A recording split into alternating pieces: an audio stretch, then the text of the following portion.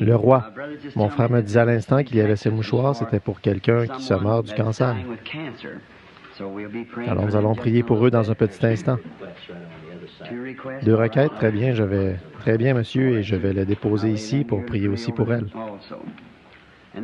Et puis quelqu'un vient de me donner une note, il est venu là et m'a donné une note au sujet des réunions de demain. Vous qui êtes ici en visite, nous serions certainement heureux que vous veniez dans l'après-midi à 14 heures. Demain après-midi, ils auront des réunions d'écoute de bande. Et si vous n'avez rien à faire, il y aura un des messages que vous n'avez jamais entendu qui sera joué. Nous aurons une réunion de prière et nous nous attendrons simplement à un bon moment demain après-midi à 14 heures. Ce sera une période très occupée pour moi parce que demain, voyez, je dois m'occuper de dimanche matin et aussi de dimanche soir. Et demain soir également, et toute l'histoire de ces églises.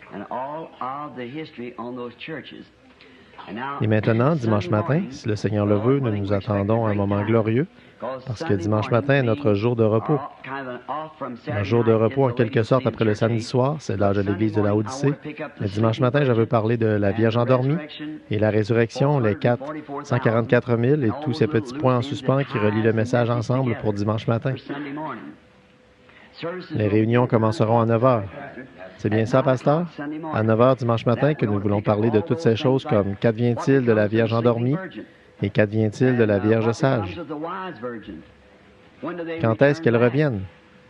Ou bien, où entreront en scène les 144 000? Et beaucoup de choses comme ça pour dimanche matin pour essayer de lier tout cela, ce qui va tout à fait dans le sens de ce message. Et puis dimanche soir, nous prendrons le dernier grand ange et le message à la Odyssée. Dimanche soir, si le Seigneur le veut. Et maintenant, alors, demain après-midi, c'est la réunion ici, une réunion de bande. Frère Jean vient juste de me dire que nous devrions commencer à 14 heures demain après-midi. Et vous qui aimeriez venir écouter les messages, prier à l'hôtel, vous qui cherchez le Saint-Esprit ou quelque chose comme ça, ce sera un moment merveilleux. L'Église est bel et bien chauffée, ouverte et prête à tout moment pour tous ceux qui veulent y entrer et prier et chercher le Seigneur. L'Église est ouverte et vous attend. Et nous vous attendrons, disons-le comme ça, nous vous attendrons demain après-midi. Ou à n'importe quel moment que vous voulez venir dans l'Église pour prier. Pourquoi? Eh bien, elle est toujours prête. Et s'il arrive que les portes soient verrouillées ou quelque chose comme ça, juste de l'autre côté de la rue, là, mon frère qui est le gardien ici, je pense que c'est 411, je crois que, ou 811, est-ce 811? Juste environ en diagonale de l'Église ici, 811. Eh bien, sa femme aurait la clé si jamais il ferme la porte et qu'elle est verrouillée, mais il la laisse ouverte peut-être le matin, il l'ouvre, ou après la réunion, elle est fermée le soir pour empêcher les enfants de courir à l'intérieur, vous savez, et de briser les fenêtres et tout. Vous savez comment sont les enfants, surtout en ce jour. Donc, nous la fermons pour cette raison. On déteste d'avoir à fermer la porte de l'Église même pour un moment. Peut-être que quand l'autre sera réparé, nous l'aurons de manière à ce que ce soit différent alors, et quelqu'un peut être là tout le temps pour que les gens puissent entrer, prier et chercher la guérison, chercher le Saint-Esprit. Vous qui n'avez pas le Saint-Esprit dans votre vie, venez, restez ici. Restez simplement toute la nuit si vous le désirez. Restez simplement jusqu'à ce que vous l'ayez reçu. Qui était ici il y a un instant en train de chanter « Dieu partout sur moi et Dieu partout » Je pensais que l'enlèvement était arrivé. Je regardais autour de moi pour voir si tout le monde était là. C'était vraiment merveilleux. J'apprécie cela. On pourrait supporter un peu de cela presque n'importe quand. Oui, monsieur, je suis entré juste au bon moment pour entendre ça. Et j'ai manqué tous les bons chants dans ces réunions parce que je pensais que peut-être, oh, je suis tellement occupé, vous savez comment c'est. Les gens arrivent par avion, par train, vous ne le savez jamais. Vous voyez, parce que cela arrive par téléphone, il faut aller les voir, les rencontrer, prier pour eux et partout. Ça n'arrête jamais. Et en plus d'essayer d'étudier, ça devient tout un problème. Mais nous sommes toujours heureux de rencontrer les gens et de faire ce que nous pouvons pour eux, parce que nous sommes un serviteur du public pour le Seigneur Jésus-Christ, pour son peuple en ce jour. Et nous aimerions faire plus que ce que nous faisons, mais nous ne pouvons pas. Un ministre est arrivé en trombe ce matin. Il souffrait de dépression nerveuse, il est en train de s'écrouler. Un homme bien. Et parce qu'il était juste surmené. Il a commencé à se lever, sa petite fille était debout dans la pièce, elle s'était mise à tournoyer. Elle portait un petit pyjama rouge et il a dit que la dernière chose dont il se rappelait était un petit point rouge qui tournait et tournait et tournait et tournait comme ça. Il est tombé inconscient, vous voyez. Et alors, ils l'ont emmené d'urgence. Donc, c'est simplement du surmenage, vous voyez. Vous vous souvenez-vous, vous êtes un être physique et nous pensons que tout le fardeau repose sur nous. Mais vous savez, Dieu a des serviteurs partout pour s'occuper d'une partie de cela. Et donc, nous faisons du mieux que nous pouvons. Et c'est un ministre bienveillant qui essaie de faire tout ce qu'il peut en ces derniers jours pour son Seigneur. J'ai certainement, et le Seigneur l'a délivré à l'instant même. Il va très bien, il l'a remis sur pied, à la normale, très bien. Il a continué son chemin en se réjouissant. Et oh, une grande chose est arrivée aujourd'hui, je ne veux pas commencer à parler de ces choses, mais vous savez, j'ai dit à ma femme, j'ai dit, maintenant il va y avoir quelqu'un qui va venir là. Ce sera un homme petit, corpulent, aux cheveux noirs et aux yeux noirs. Il va lire cet écriteau et il va commencer à... Mais appelle-le, tu vois. J'ai dit parce que le Seigneur a un message pour lui. Et j'ai pris et ouvert la Bible et j'ai dit, je vais mettre ces choses ici pour que tu vois que c'est exactement ce que le Seigneur veut qu'il fasse.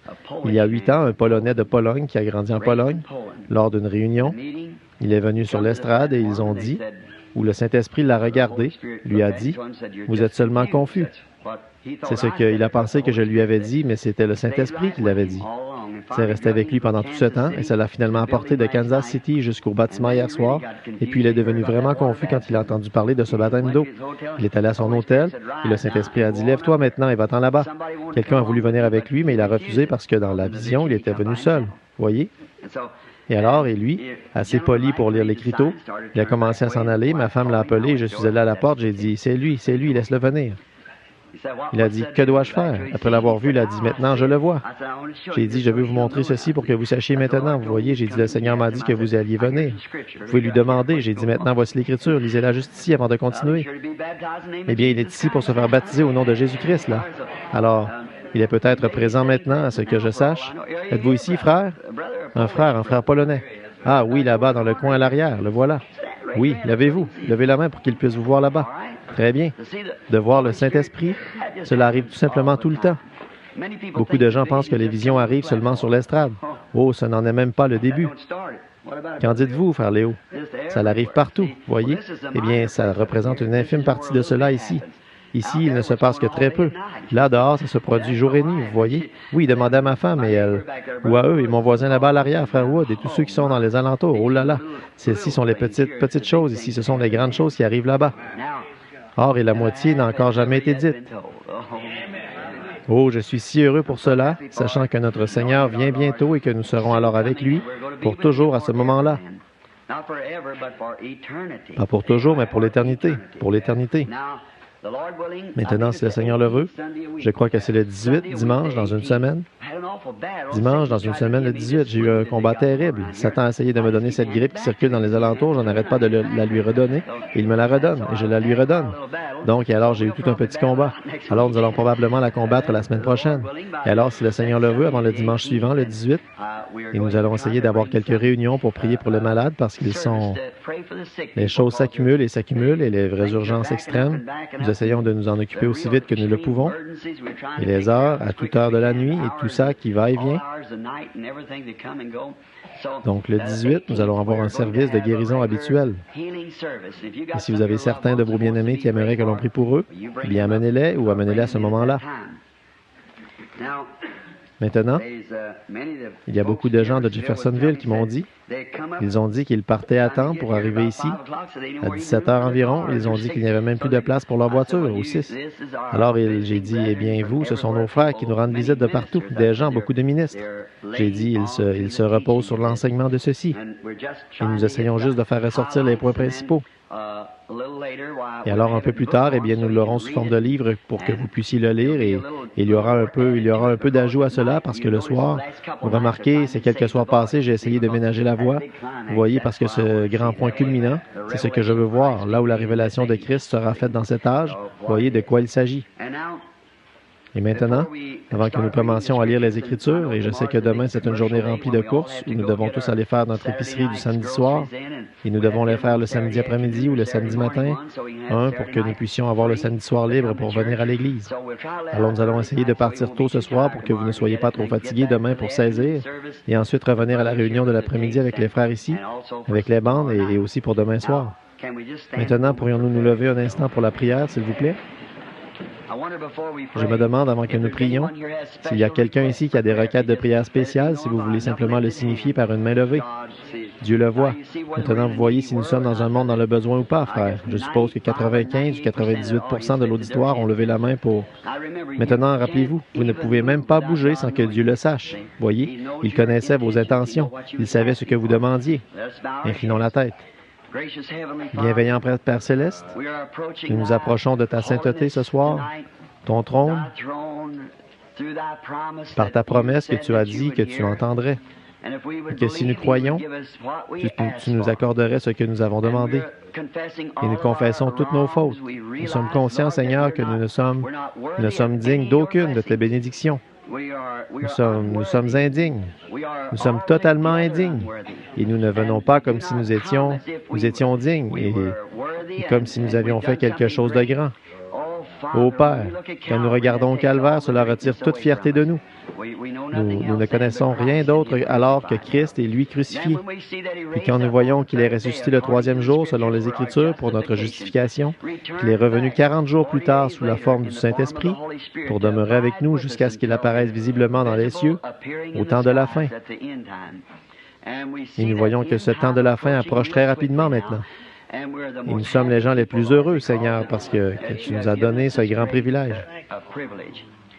Je suis si reconnaissant, Père, que cet auditoire qui écoute soit là avec leur cœur incliné et à l'écoute. Et alors, Seigneur, je prie que tu sanctifies mes lèvres ce soir et chaque fois que je viens à ta chair pour parler à ton peuple. Car, Seigneur, ne me laisse jamais dire quelque chose de faux. Tu as encore la puissance de fermer les bouches, comme tu l'as fait dans la fosse aux lions avec Daniel. Et si jamais je devais dire quoi que ce soit qui ne serait pas selon ta volonté, ferme ma bouche, Seigneur, pour que je ne le dise pas. Passe par-dessus mes pensées. Mets-moi sur la bonne voie, Seigneur, où je ne dirai rien d'autre que la vérité. Car je suis conscient qu'à ce grand jour, ces gens attendront là-bas attendront selon le ministère que je leur ai prêché. Si tu viens pour prendre n'importe laquelle de tes étoiles et tes anges, tes ministres, tes serviteurs, il faudra d'abord qu'ils soient battus selon ces messages que nous avons prêchés ici. Tu les tiendras responsables, tes serviteurs. Maintenant, Père, je te prie de laisser le Saint-Esprit parler et non l'homme. Circoncis notre cœur pour que nous puissions l'entendre. Je serai à l'écoute, Père. Je te prie de guérir les malades et les affligés. Tout ce dont les gens ont besoin partout, que ta grâce et ta miséricorde soient avec eux. Accorde chaque requête qui ont été exprimées ce soir par une main levée. D'un bout à l'autre du pays, alors que beaucoup d'autres souffrent, même ceux qui sont représentés par ces mouchoirs et ces requêtes qui se trouvent sous ma main ici, puisse le Saint-Esprit répondre, Père, et guérir les malades. Parle-nous maintenant par ta parole écrite, par le Saint-Esprit. Nous le demandons au nom de Jésus. Amen. Vous pouvez vous asseoir.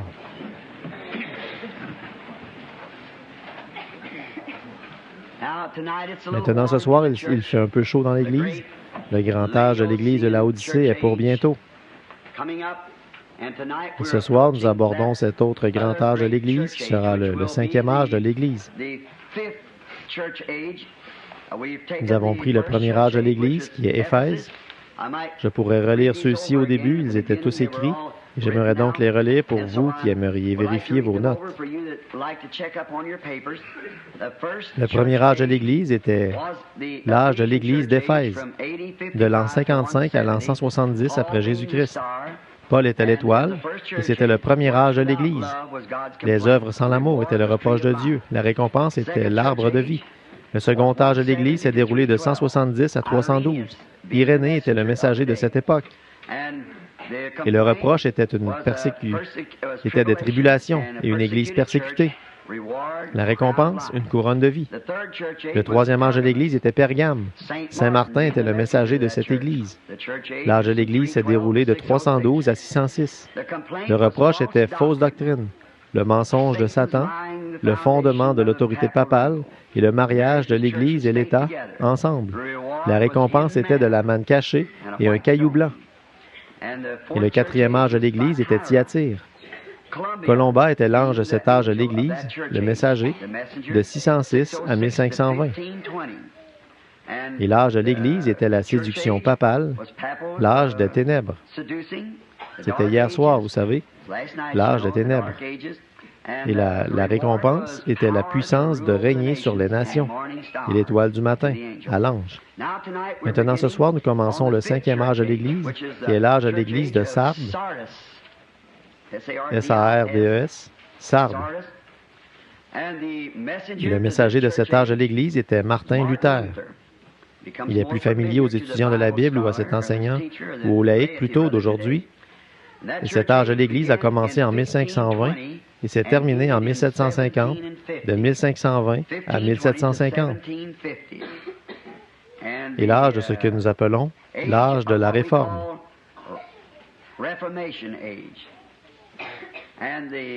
Et le reproche était, ils utilisaient leur propre nom. Et la récompense pour le petit reste qui a subsisté était de marcher devant lui avec un vêtement blanc et leur nom dans le livre de vie de l'agneau.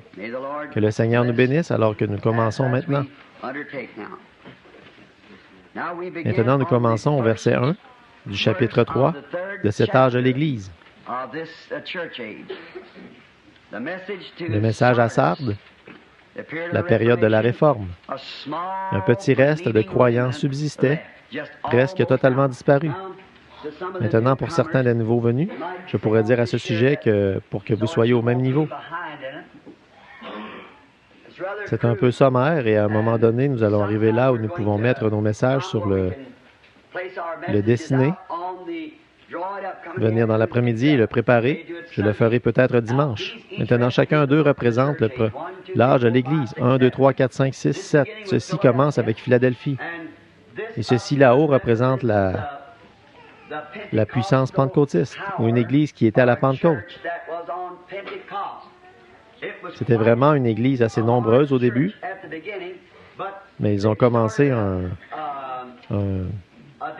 esprit dénominationnel venir parmi eux, qui essayait de faire de l'Église une dénomination, ce qui était appelé les œuvres des Nicolaïtes.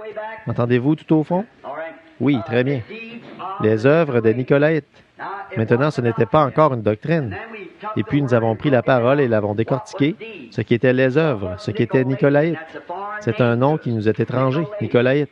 Alors, j'ai pris le grec et je l'ai décortiqué. Et Nikao signifie conquérir ou vaincre ou renverser quelque chose. Nicolaïte, laïte, c'est l'Église, laïque. Nicolaïte, une œuvre qui essayait de renverser les laïcs et de mettre toute la bénédiction. Et le seul qui doit lire la Bible, le seul à donner l'interprétation, serait l'évêque ou un grand dirigeant de l'Église.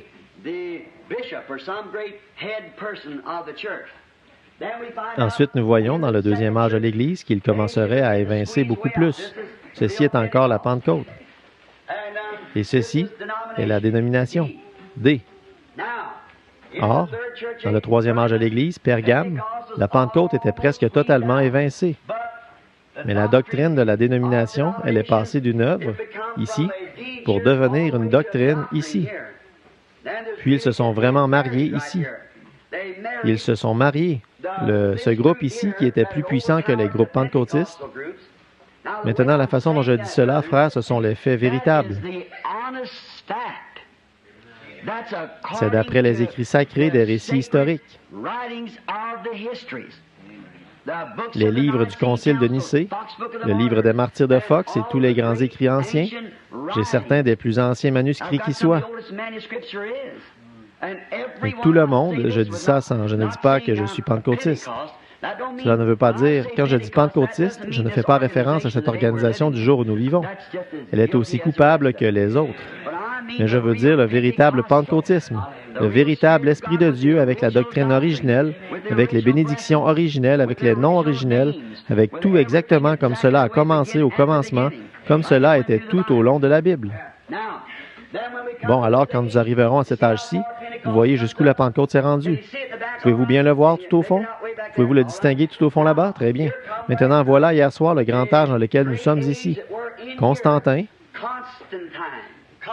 Constantin, C-O-N-S, je vais l'écrire.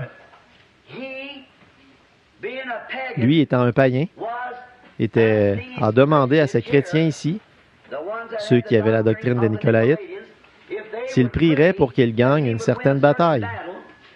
Eh bien, il deviendrait un chrétien. Pendant le temps où il était au combat, il a eu un songe qu'il devrait, par une croix blanche qui lui a été présentée, il a dit, « Par ceci, tu es vainqueur. » Et c'est vrai. Alors il a réveillé son armée et a peint sur leur bouclier une croix blanche, et ça a été le lieu de naissance ou le début de l'ordre catholique, aujourd'hui appelé les Chevaliers de Colomb. Maintenant, Constantin, vous ne pouvez trouver nulle part dans les récits historiques qu'il se soit converti. Il n'était rien d'autre qu'un politicien malhonnête. Il avait dans son esprit l'idée d'unir son royaume et de le rendre fort.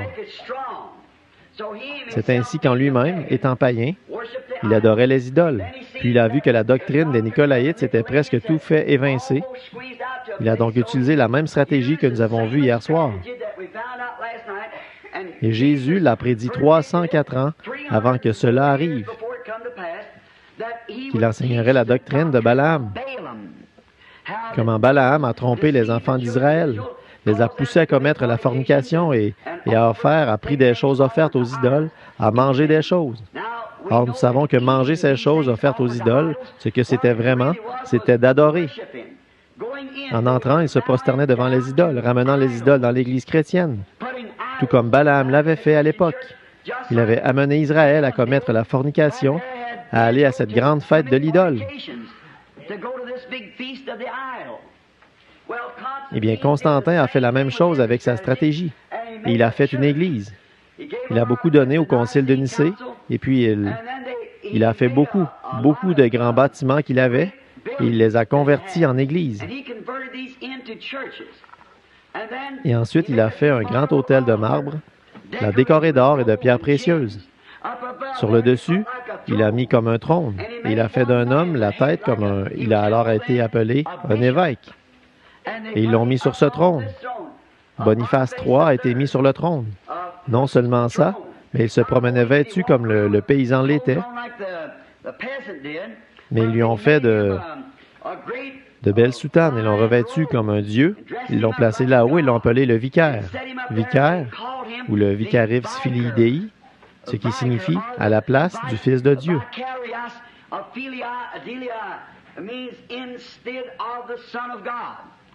Maintenant que celui qui a de la sagesse dessine, écrive cela, Vicarius, Filii Dei, et puis quand vous tirez une ligne au bas ici, que vous additionnez les chiffres, vous obtenez exactement ce que Dieu a dit que la marque de la bête était, 666. Et Vicarius Filii. Maintenant, je suis allé à Rome et au Vatican, et j'ai vu la triple couronne, la juridiction sur l'enfer, le ciel et le purgatoire. Voyez, j'ai vu la couronne, j'ai vu la veste, j'ai tout vu là-bas.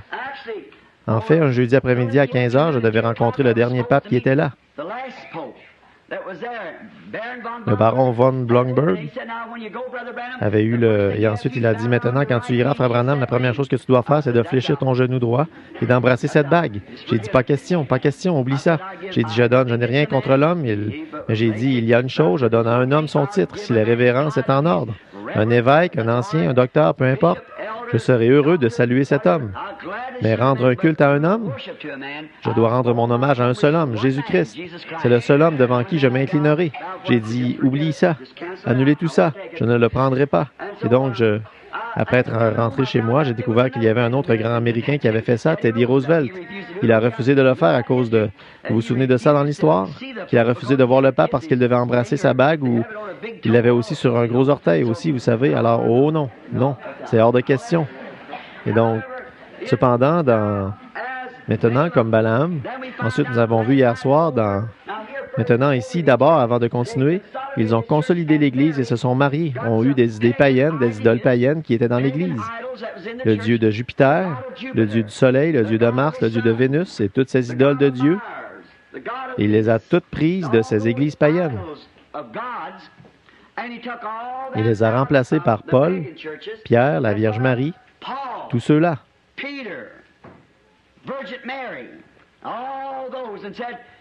Il a dit, voici votre vicaire, parce que Jésus a dit à Pierre, je vous donne les clés, et il est un successeur apostolique. C'est encore la doctrine catholique jusqu'à ce jour. Ils ont érigé des idoles, et qu'est-ce qu'ils ont fait? Ils ont introduit le culte d'idoles dans le christianisme, le soi-disant christianisme. Pas le véritable christianisme, parce que le peu de pentecôtistes... Maintenant, souvenez-vous, je n'ai pas mentionné les baptistes, les méthodistes, les presbytériens. Ils en font tous partie. Mais le véritable et authentique article de Dieu était le pentecôtiste. C'était, c'est et ce le sera toujours. C'est là que l'Église a commencé, juste ici, avec la puissance de la Pentecôte. Maintenant, vous dites, c'est vrai ça, Frère Branham? Je vous demanderai de prendre les livres d'histoire et de parcourir le cours du temps jusqu'ici et de voir si chacun de ces véritables, ces vrais enfants de Dieu, ne s'en sont pas tenus à cette bénédiction de la Pentecôte. Ils parlaient en langue, ils interprétaient les langues, ils avaient des signes et des prodiges, ils baptisaient au nom de Jésus-Christ. Tout ce que les apôtres ont fait, ils l'ont fait eux aussi tout au long jusque-là. C'est la raison pour laquelle, en lisant l'histoire, que j'ai choisi Paul et Irénée et jusqu'à Saint-Martin, Colomba. Chacun de ces hommes-là, jusqu'à cet âge-ci, ils avaient des signes et des prodiges. Très bien. Il a dit qu'ils étaient... Le micro est un peu... Est-ce que c'est mieux? Très bien. Non, il secoue la tête. Ils n'entendent plus rien maintenant, Billy. Très bien. Pouvez-vous... Est-ce que c'est... Maintenant, vous m'entendez maintenant? Maintenant, commencez. Est-ce que c'est mieux? Oui, tout le monde dit très bien. Paul, ça, c'est un point contre toi. Très bien. D'accord. Bon. Dans cet âge-ci, alors lorsqu'il a fait cette grande chose et qu'il a établi cet homme ici en tant qu'évêque universel sur toutes les églises, leur a donné beaucoup d'argent et tout, qu'il leur a promis et qu'il a uni l'Église et l'État, et a laissé l'Église contrôler l'État, cela a fait de lui un grand homme. Alors voici, c'est exactement ce que Constantin a fait. C'est exactement la même chose que nous avons vu dans cette autre Église, ce que Dieu a dit, qu'à l'époque d'Élie, ils ont laissé cette femme Jézabel assujettir ses enfants.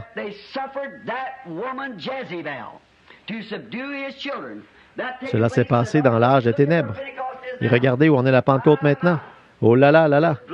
Totalement dans les ténèbres. Et pendant près de 1000 ans, cela d'environ 500 à 1500 ans, exact, c'est-à-dire de 606 à 530, 520, ce sont des chiffres exacts. Mais pendant 1000 ans, ils vont des persécutions sanglantes. Lisez l'histoire. Maintenant, un catholique va vous dire que l'Église chrétienne, qu'ils étaient l'Église chrétienne. Ils sont l'Église chrétienne dénominationnelle. Mais les vrais pentecôtistes ont été chassés, tués et assassinés et mis à mort par les papes et les évêques, et ainsi de suite. Sanglants au possible. Maintenant, un jour, cela me coûtera la vie. Voyez de dire cela. Mais une chose est sûre, je sais où je m'en vais. Maintenant, je sais. Cela continue à ruisseler de sang. Mais l'heure approche maintenant, ce que vous pouvez voir selon ce qui se passe dans le pays, que ça ne sera pas très long. Ne faites jamais marche arrière sur cela. C'est la vérité. Tenez-vous-en à cela. Mêlez votre sang comme eux l'ont fait à cette époque-là. Maintenant, là, ici, vous voyez ce qui s'est passé. Puis ici, la doctrine Jézabel apparaît. Jézabel était une femme, une païenne qui, à Akab, a fait la même chose que Constantin. Il a épousé cette femme afin d'affermir son règne. Il a introduit l'idolâtrie en Israël exactement comme Constantin l'a fait là-bas. Et la Pentecôte avait presque complètement disparu. Maintenant, Dieu a suscité Martin Luther. Je veux que vous remarquiez comment cela s'éteint ici et se dissipe presque complètement, puis commence à peine ici et revient de nouveau ici. Et je l'ai en quelque sorte marqué parce que c'est une grande leçon pour dimanche soir, si le Seigneur le veut. Maintenant, je crois que nous en sommes rendus à notre leçon. Maintenant, juste ici, c'est l'âge des ténèbres, juste ici, de 1500, de 606 à 1520. Juste ici. Je vais mettre ça ici pour que vous... 606 à 1520. Ça, c'est l'âge des ténèbres. Cette église juste ici, l'âge des ténèbres. Là, cette église à laquelle nous venons maintenant est l'église luthérienne. Or, la plupart de ceux qui étaient de cette époque, ces gens sont morts dans ces hommes comme Irénée, Martin et Colomba, et ils ont disparu. Et maintenant, prenez n'importe qui veut faire des recherches dans n'importe quel livre d'histoire que vous voulez. Si c'est une histoire authentique, lorsqu'ils vous disent que Saint Patrick était catholique, ils ne savent pas de quoi ils parlent. Saint Patrick a protesté contre l'Église catholique. Il n'est jamais allé à Rome et a refusé fermement leur doctrine. C'est tout à fait exact.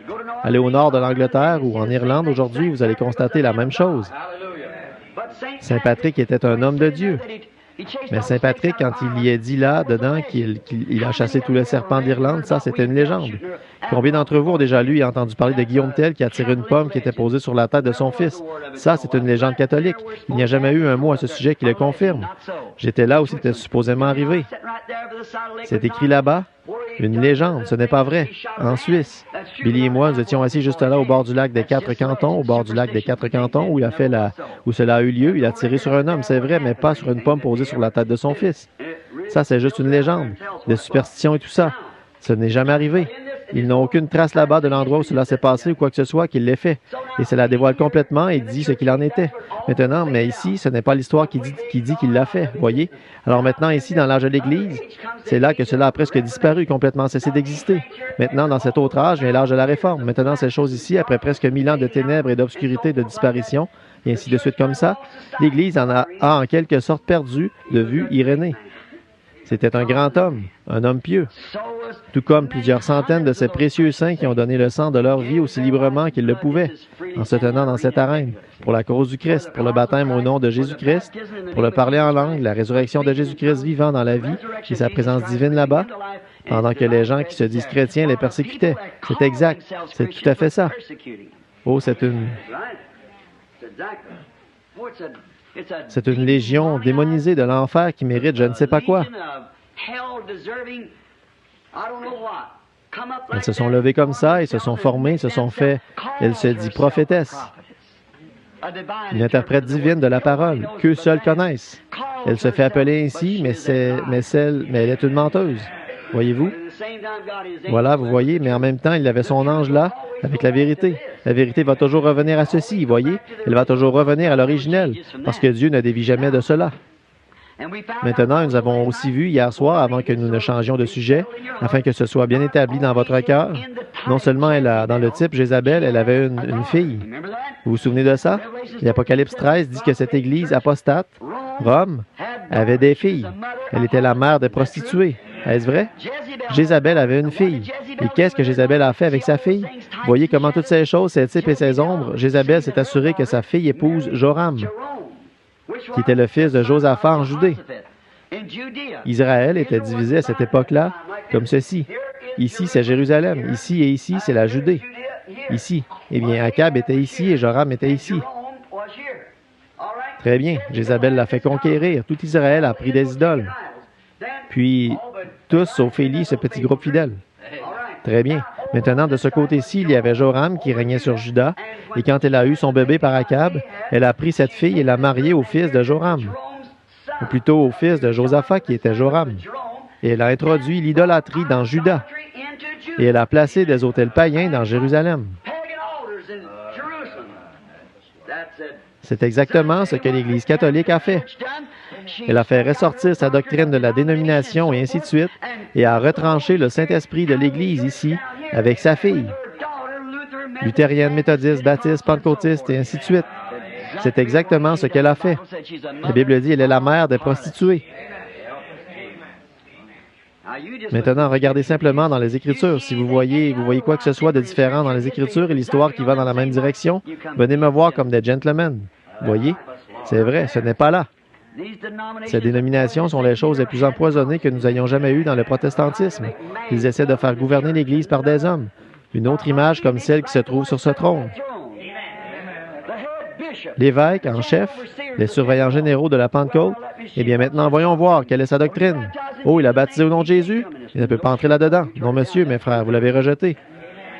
Et ça aussi, c'est rejeté. Sachez que personne d'entre vous ne doit aller à cette réunion là-bas, il le rejette. Peu importe à quel point vous êtes malade, restez à l'écart, peu importe ce que Dieu fait. Si vous ne regardez pas à travers nos lunettes, eh bien, vous ne voyez pas du tout. Il a fait une image à la bête. Et l'image avait la vie pour parler. C'est tout à fait exact. Vous pensez qu'il ne peut pas parler? Contrariez-le un peu, une fois. Ah oui, là, vous pouvez maintenant avoir des ennuis. Je me souviens qu'à Tulsa, en Oklahoma, j'étais dans un terrible gâchis. Ces dénominations ont commencé à brasser là-bas. Et j'étais dans cet immeuble un jour et j'ai eu une vision.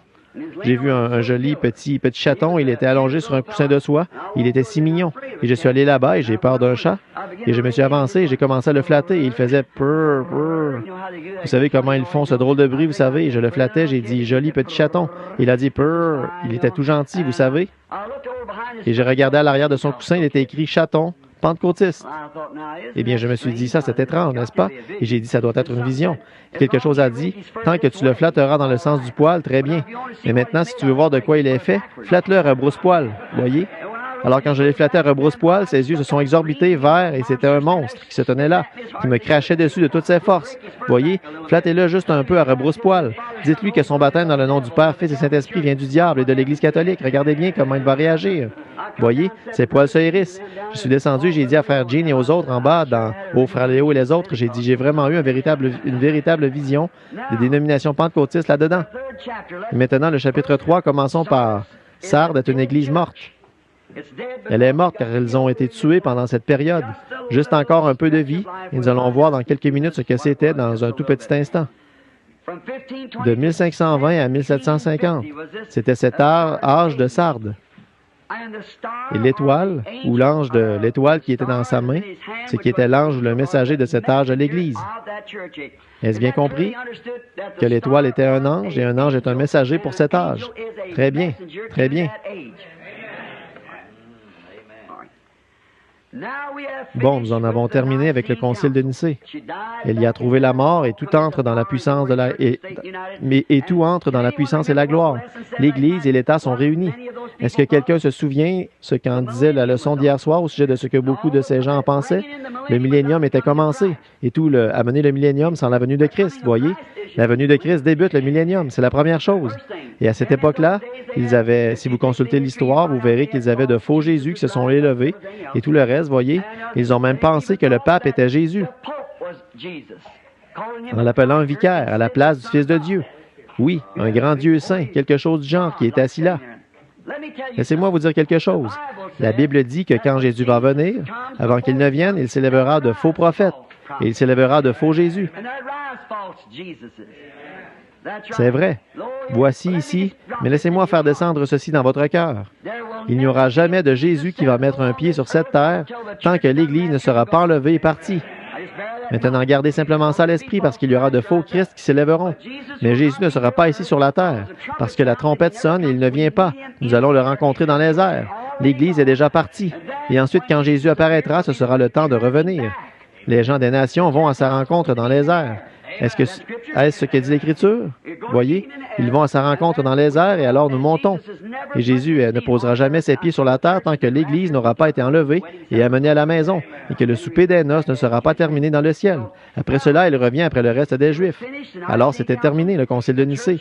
L'Église avait été sous le règne du pape depuis presque 1000 ans. Ils avaient tué tous ceux qui n'étaient pas en accord avec eux. C'est vrai, soit que vous vous y soumettiez, soit que vous étiez tués, comme Jézabel l'a fait à Israël.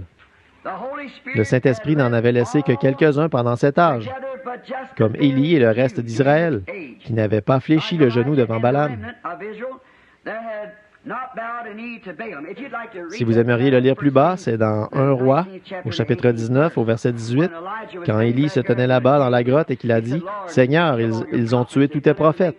Ils ont tout fait et je suis seul, et je suis le seul qui a échappé. » Mais Dieu lui a dit qu'il en avait encore plusieurs centaines qui n'avaient pas encore fléchi le genou devant Baal, parmi les laïcs là-bas. Et ainsi, Sardes, maintenant nous allons débuter. Le mot même Sardes au verset 1, le mot Sardes dans la terminologie anglaise signifie, si vous voulez le chercher, signifie celui qui a échappé. Le vrai Sardes était celui qui a échappé. C'est ce que Sardes veut dire, très bien. Celui qui a échappé. Maintenant, voyez, et celui qui a échappé. Bon, nous allons commencer au premier, nous allons l'appeler l'âge de la réforme, et c'est un nom très pertinent pour cette réforme, si nous devions l'appeler ainsi, parce que la réforme était ceux qui ont échappé, qui sont sortis et qui ont échappé à cela.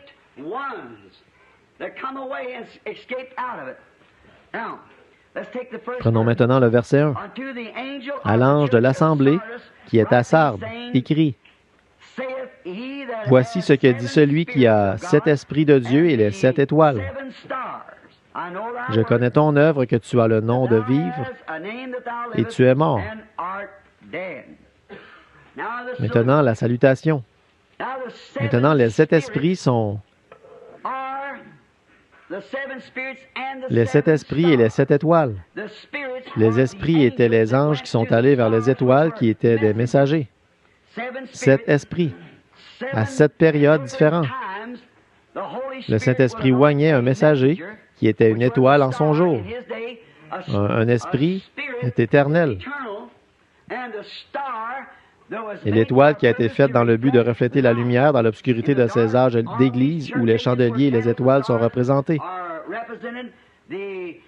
L'ange, l'esprit, c'était celui qui allait vers l'étoile et qui reflétait la lumière du Saint-Esprit par cette étoile pour cet âge de l'Église. Afin que vous sachiez, vous demandez qui sont ces 7 esprits. Ce sont les 7 messagers de cet âge de l'Église. Voyez? Bon, et chaque fois que l'étoile est entrée en scène, le Saint-Esprit est descendu et a oint cette étoile et l'a gardée exactement comme la première.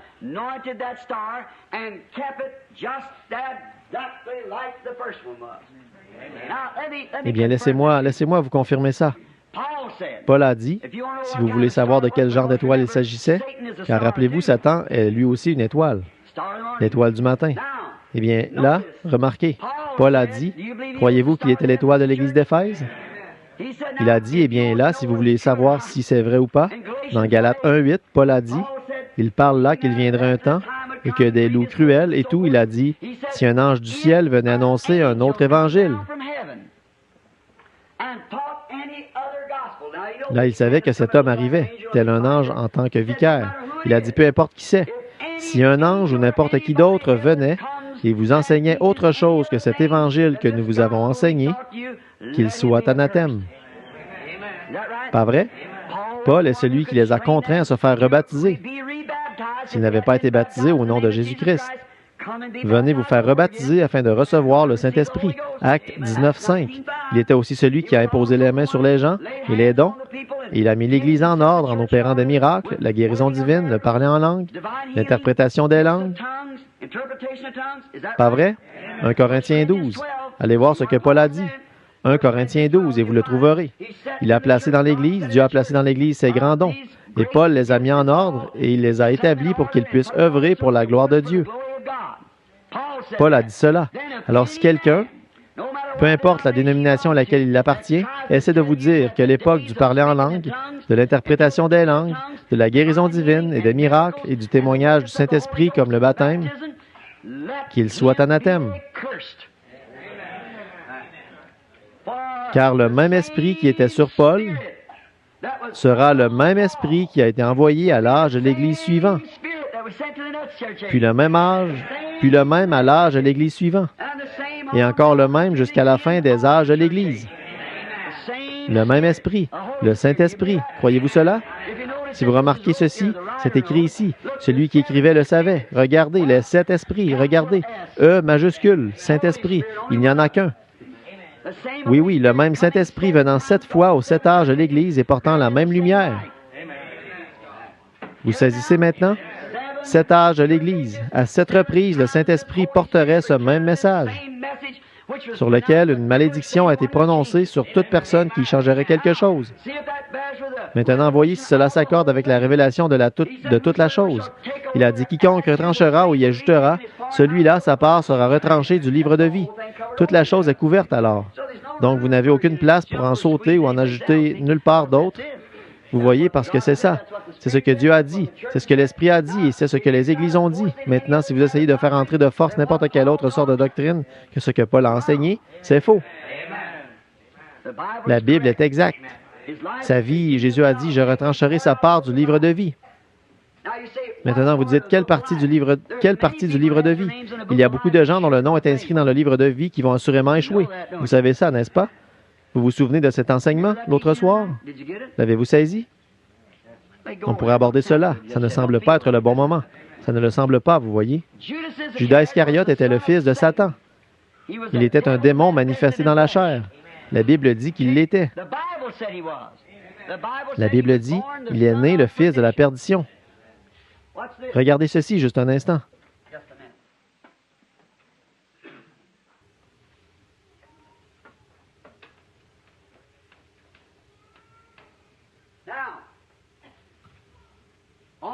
Maintenant, concernant ceci, il y avait Jésus.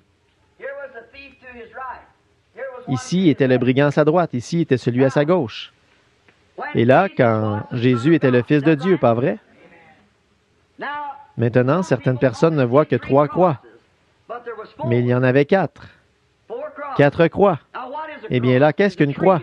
C'est un arbre, pas vrai? La Bible dit, « Maudit soit quiconque est pendu à un arbre. » Il est devenu malédiction pour nous, il a été pendu à un arbre. Il avait été coupé, mais c'était un arbre. Pas vrai? Très bien.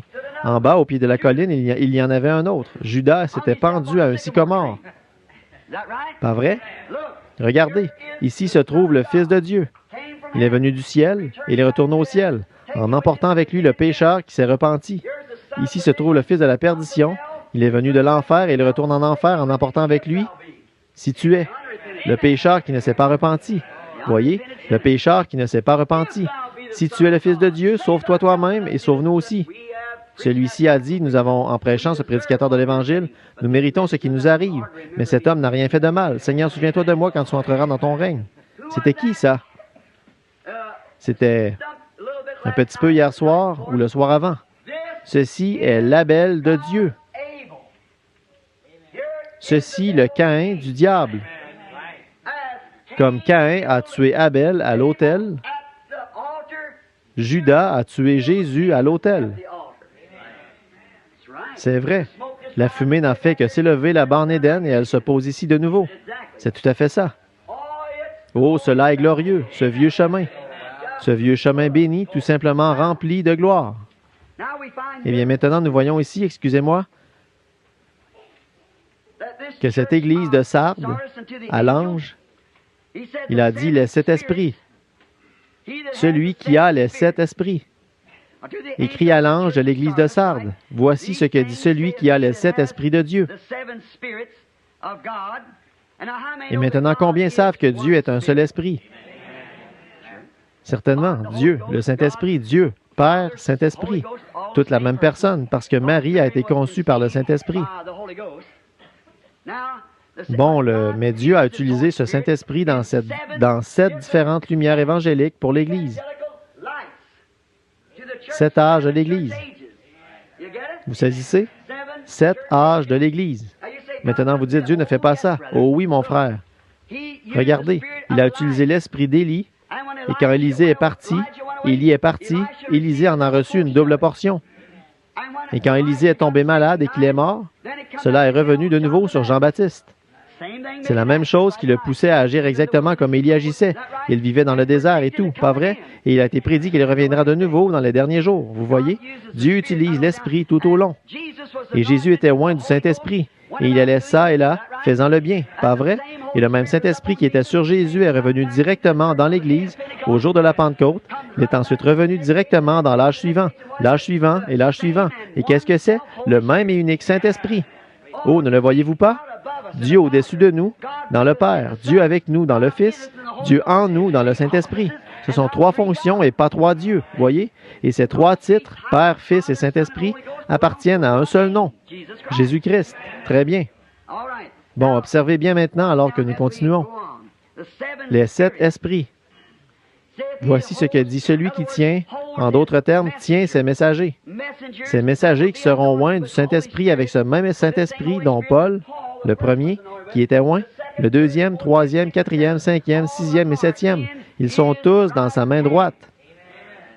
Oh, il tire leur puissance et leur lumière de sa main droite. Maintenant, il est monté en haut, et Philippe a dit, quand il était en train de mourir, ou Étienne a dit, « Je vois les cieux ouverts, et Jésus assis à la droite de Dieu. » Cela ne veut pas dire que Dieu a une très grande main droite et que lui est assis dessus, mais la main droite signifie plutôt la main droite de puissance et d'autorité. Ce corps que Dieu a créé, je ne permettrai pas que mon sein voie la corruption et je n'abandonnerai pas son âme dans le séjour des morts, mais l'a ressuscité, il l'a mis sur l'autel à la place de l'Esprit. Observez, quand ils l'ont vu assis sur l'autel et qu'il avait le livre dans sa main, et aucun homme sur terre ou sous la terre ou nulle part ailleurs n'était capable ou n'était même digne de regarder le livre. Mais un agneau qui le tenait avait été immolé depuis la fondation du monde. Au tout début, quand il a pensé pour la première fois ce corps racheté, il est venu, il l'a pris de la main droite de celui qui était assis sur le trône, et il s'est assis lui-même. Amen. Voilà, ce sont les Écritures. C'est tout simplement magnifique, voyez.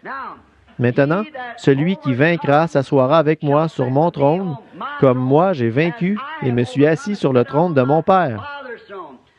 En d'autres termes, j'ai pris dans mon corps le Saint-Esprit. J'ai vaincu toutes les choses du monde à travers la tentation par le Saint-Esprit, et j'ai pris le contrôle, et en lui habite corporellement la plénitude de la divinité. Toutes les puissances dans les cieux et sur la terre ont été remises entre mes mains. Il a dit toute la puissance, alors Dieu est impuissant s'il est une autre personne, car la Bible dit, Jésus a dit après sa résurrection que toute la puissance dans le ciel et sur terre, les deux ont été remises entre mes mains. Et Jésus vient du ciel avec 10 000 fois 10 000 de ses saints, et la Bible dit que les cieux furent vides pendant une demi-heure. Où se trouve ce grand gaillard, Dieu, alors? Oui. Ah, voyez, il est en Christ, bien sûr. Et comme nous vainquons par le Saint-Esprit, comme lui a vaincu, nous nous asseoirons avec lui, alors qu'il prendra le trône terrestre de David pour s'asseoir et régner avec lui comme il l'a fait là-haut. Amen. Avec puissance et autorité sur toute la terre. Et la terre gémit. Elle attend les manifestations des fils de Dieu, qu'ils soient manifestés, le Fils de Dieu. Car après tout, ce monde n'a pas été donné à Dieu pour qu'il le contrôle. Voyons si c'est vrai. Qui est le Dieu de la terre? L'homme. C'est son domaine. Tout sur la terre est assujetti à l'homme. Par le péché, il est tombé. Par la puissance rédemptrice du Christ, il est revenu de nouveau. C'est vrai parce que la terre appartient à l'homme. Elle lui a été donnée et il gouvernait sur tout.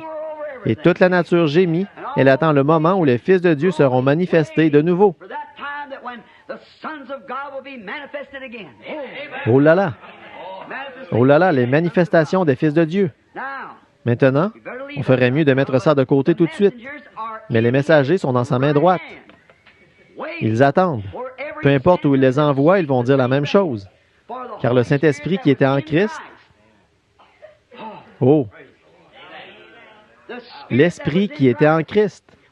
Quand il est parti, il a dit encore un peu de temps et le monde, cosmos, le mot grec qui signifie ordre mondial, pas la terre, le monde, l'ordre du monde, ne me verra plus.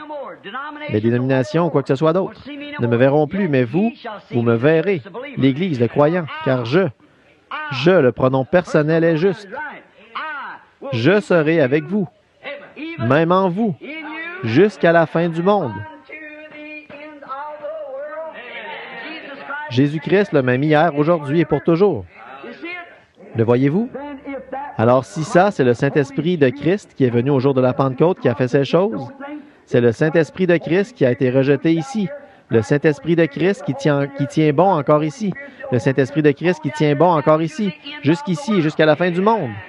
Le même Saint-Esprit qui a rempli Paul avec le Saint-Esprit les choses qu'il a faites, il remplira celui-ci, Irénée, pleinement du Saint-Esprit. Il remplira Martin pleinement du Saint-Esprit, remplira les autres du Saint-Esprit, et cela remplit vous et moi pleinement du Saint-Esprit. Et c'est une bénédiction de la Pentecôte qui passe d'un âge de l'Église à l'autre. Alpha et Oméga, la fin, le commencement et tout. La racine et la postérité de David. L'étoile du matin. La rose de Saron, le lys de la vallée et quoi d'autre? Père, Fils, Saint-Esprit, celui qui était, qui est et qui vient. L'Alpha, Oméga, tout. Le tout en tout. Oh là là! Ça me donne le goût de chanter un chant.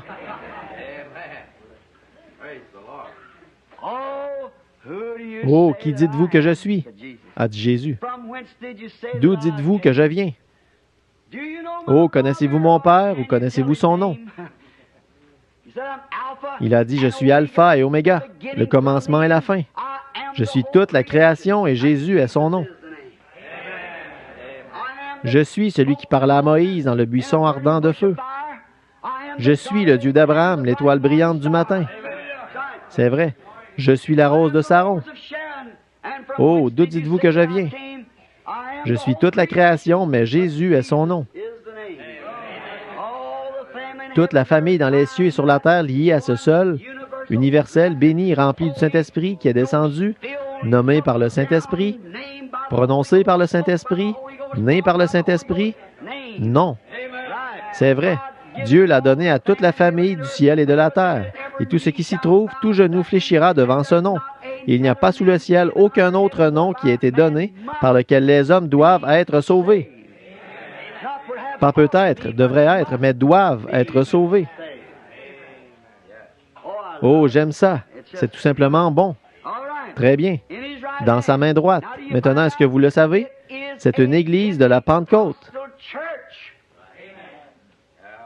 La puissance, les signes, les prodiges qui s'opèrent tout au long. Maintenant, nous avons traversé l'âge de ténèbres où cela a presque été étouffé. Maintenant, prenons ce verset 2. Oh, je crois qu'on va simplement continuer encore un petit peu avec le premier. Je connais tes œuvres, je sais que tu fais vivre un nom et tu es mort. Prenez donc l'âge de l'église suivante ici, vous allez voir. Mais tu n'as pas renié mon nom. L'église suivante n'a pas renié mon nom. Mais dans cette église-ci, tu as un nom. Regardez bien ici. Cette église a gardé son nom. Cette église a gardé son nom. Cette église a gardé son nom. Et cette église-ci a traversé l'âge des ténèbres et rien n'a été dit à ce sujet. Quand ils sont venus à la vie de ce côté, le premier petit groupe qui a échappé, quand Luther les a fait sortir, tu as un nom qui dit que tu es vivant, mais tu es mort.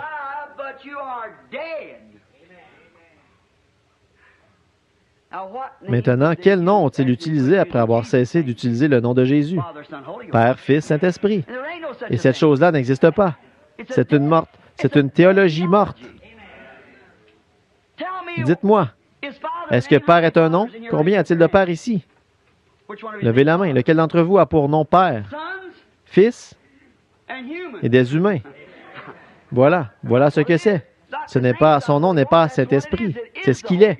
C'est le Saint-Esprit. Le nom, le Saint-Esprit, ce n'est pas un nom. Le Saint-Esprit est un titre. Père, Fils et Saint-Esprit.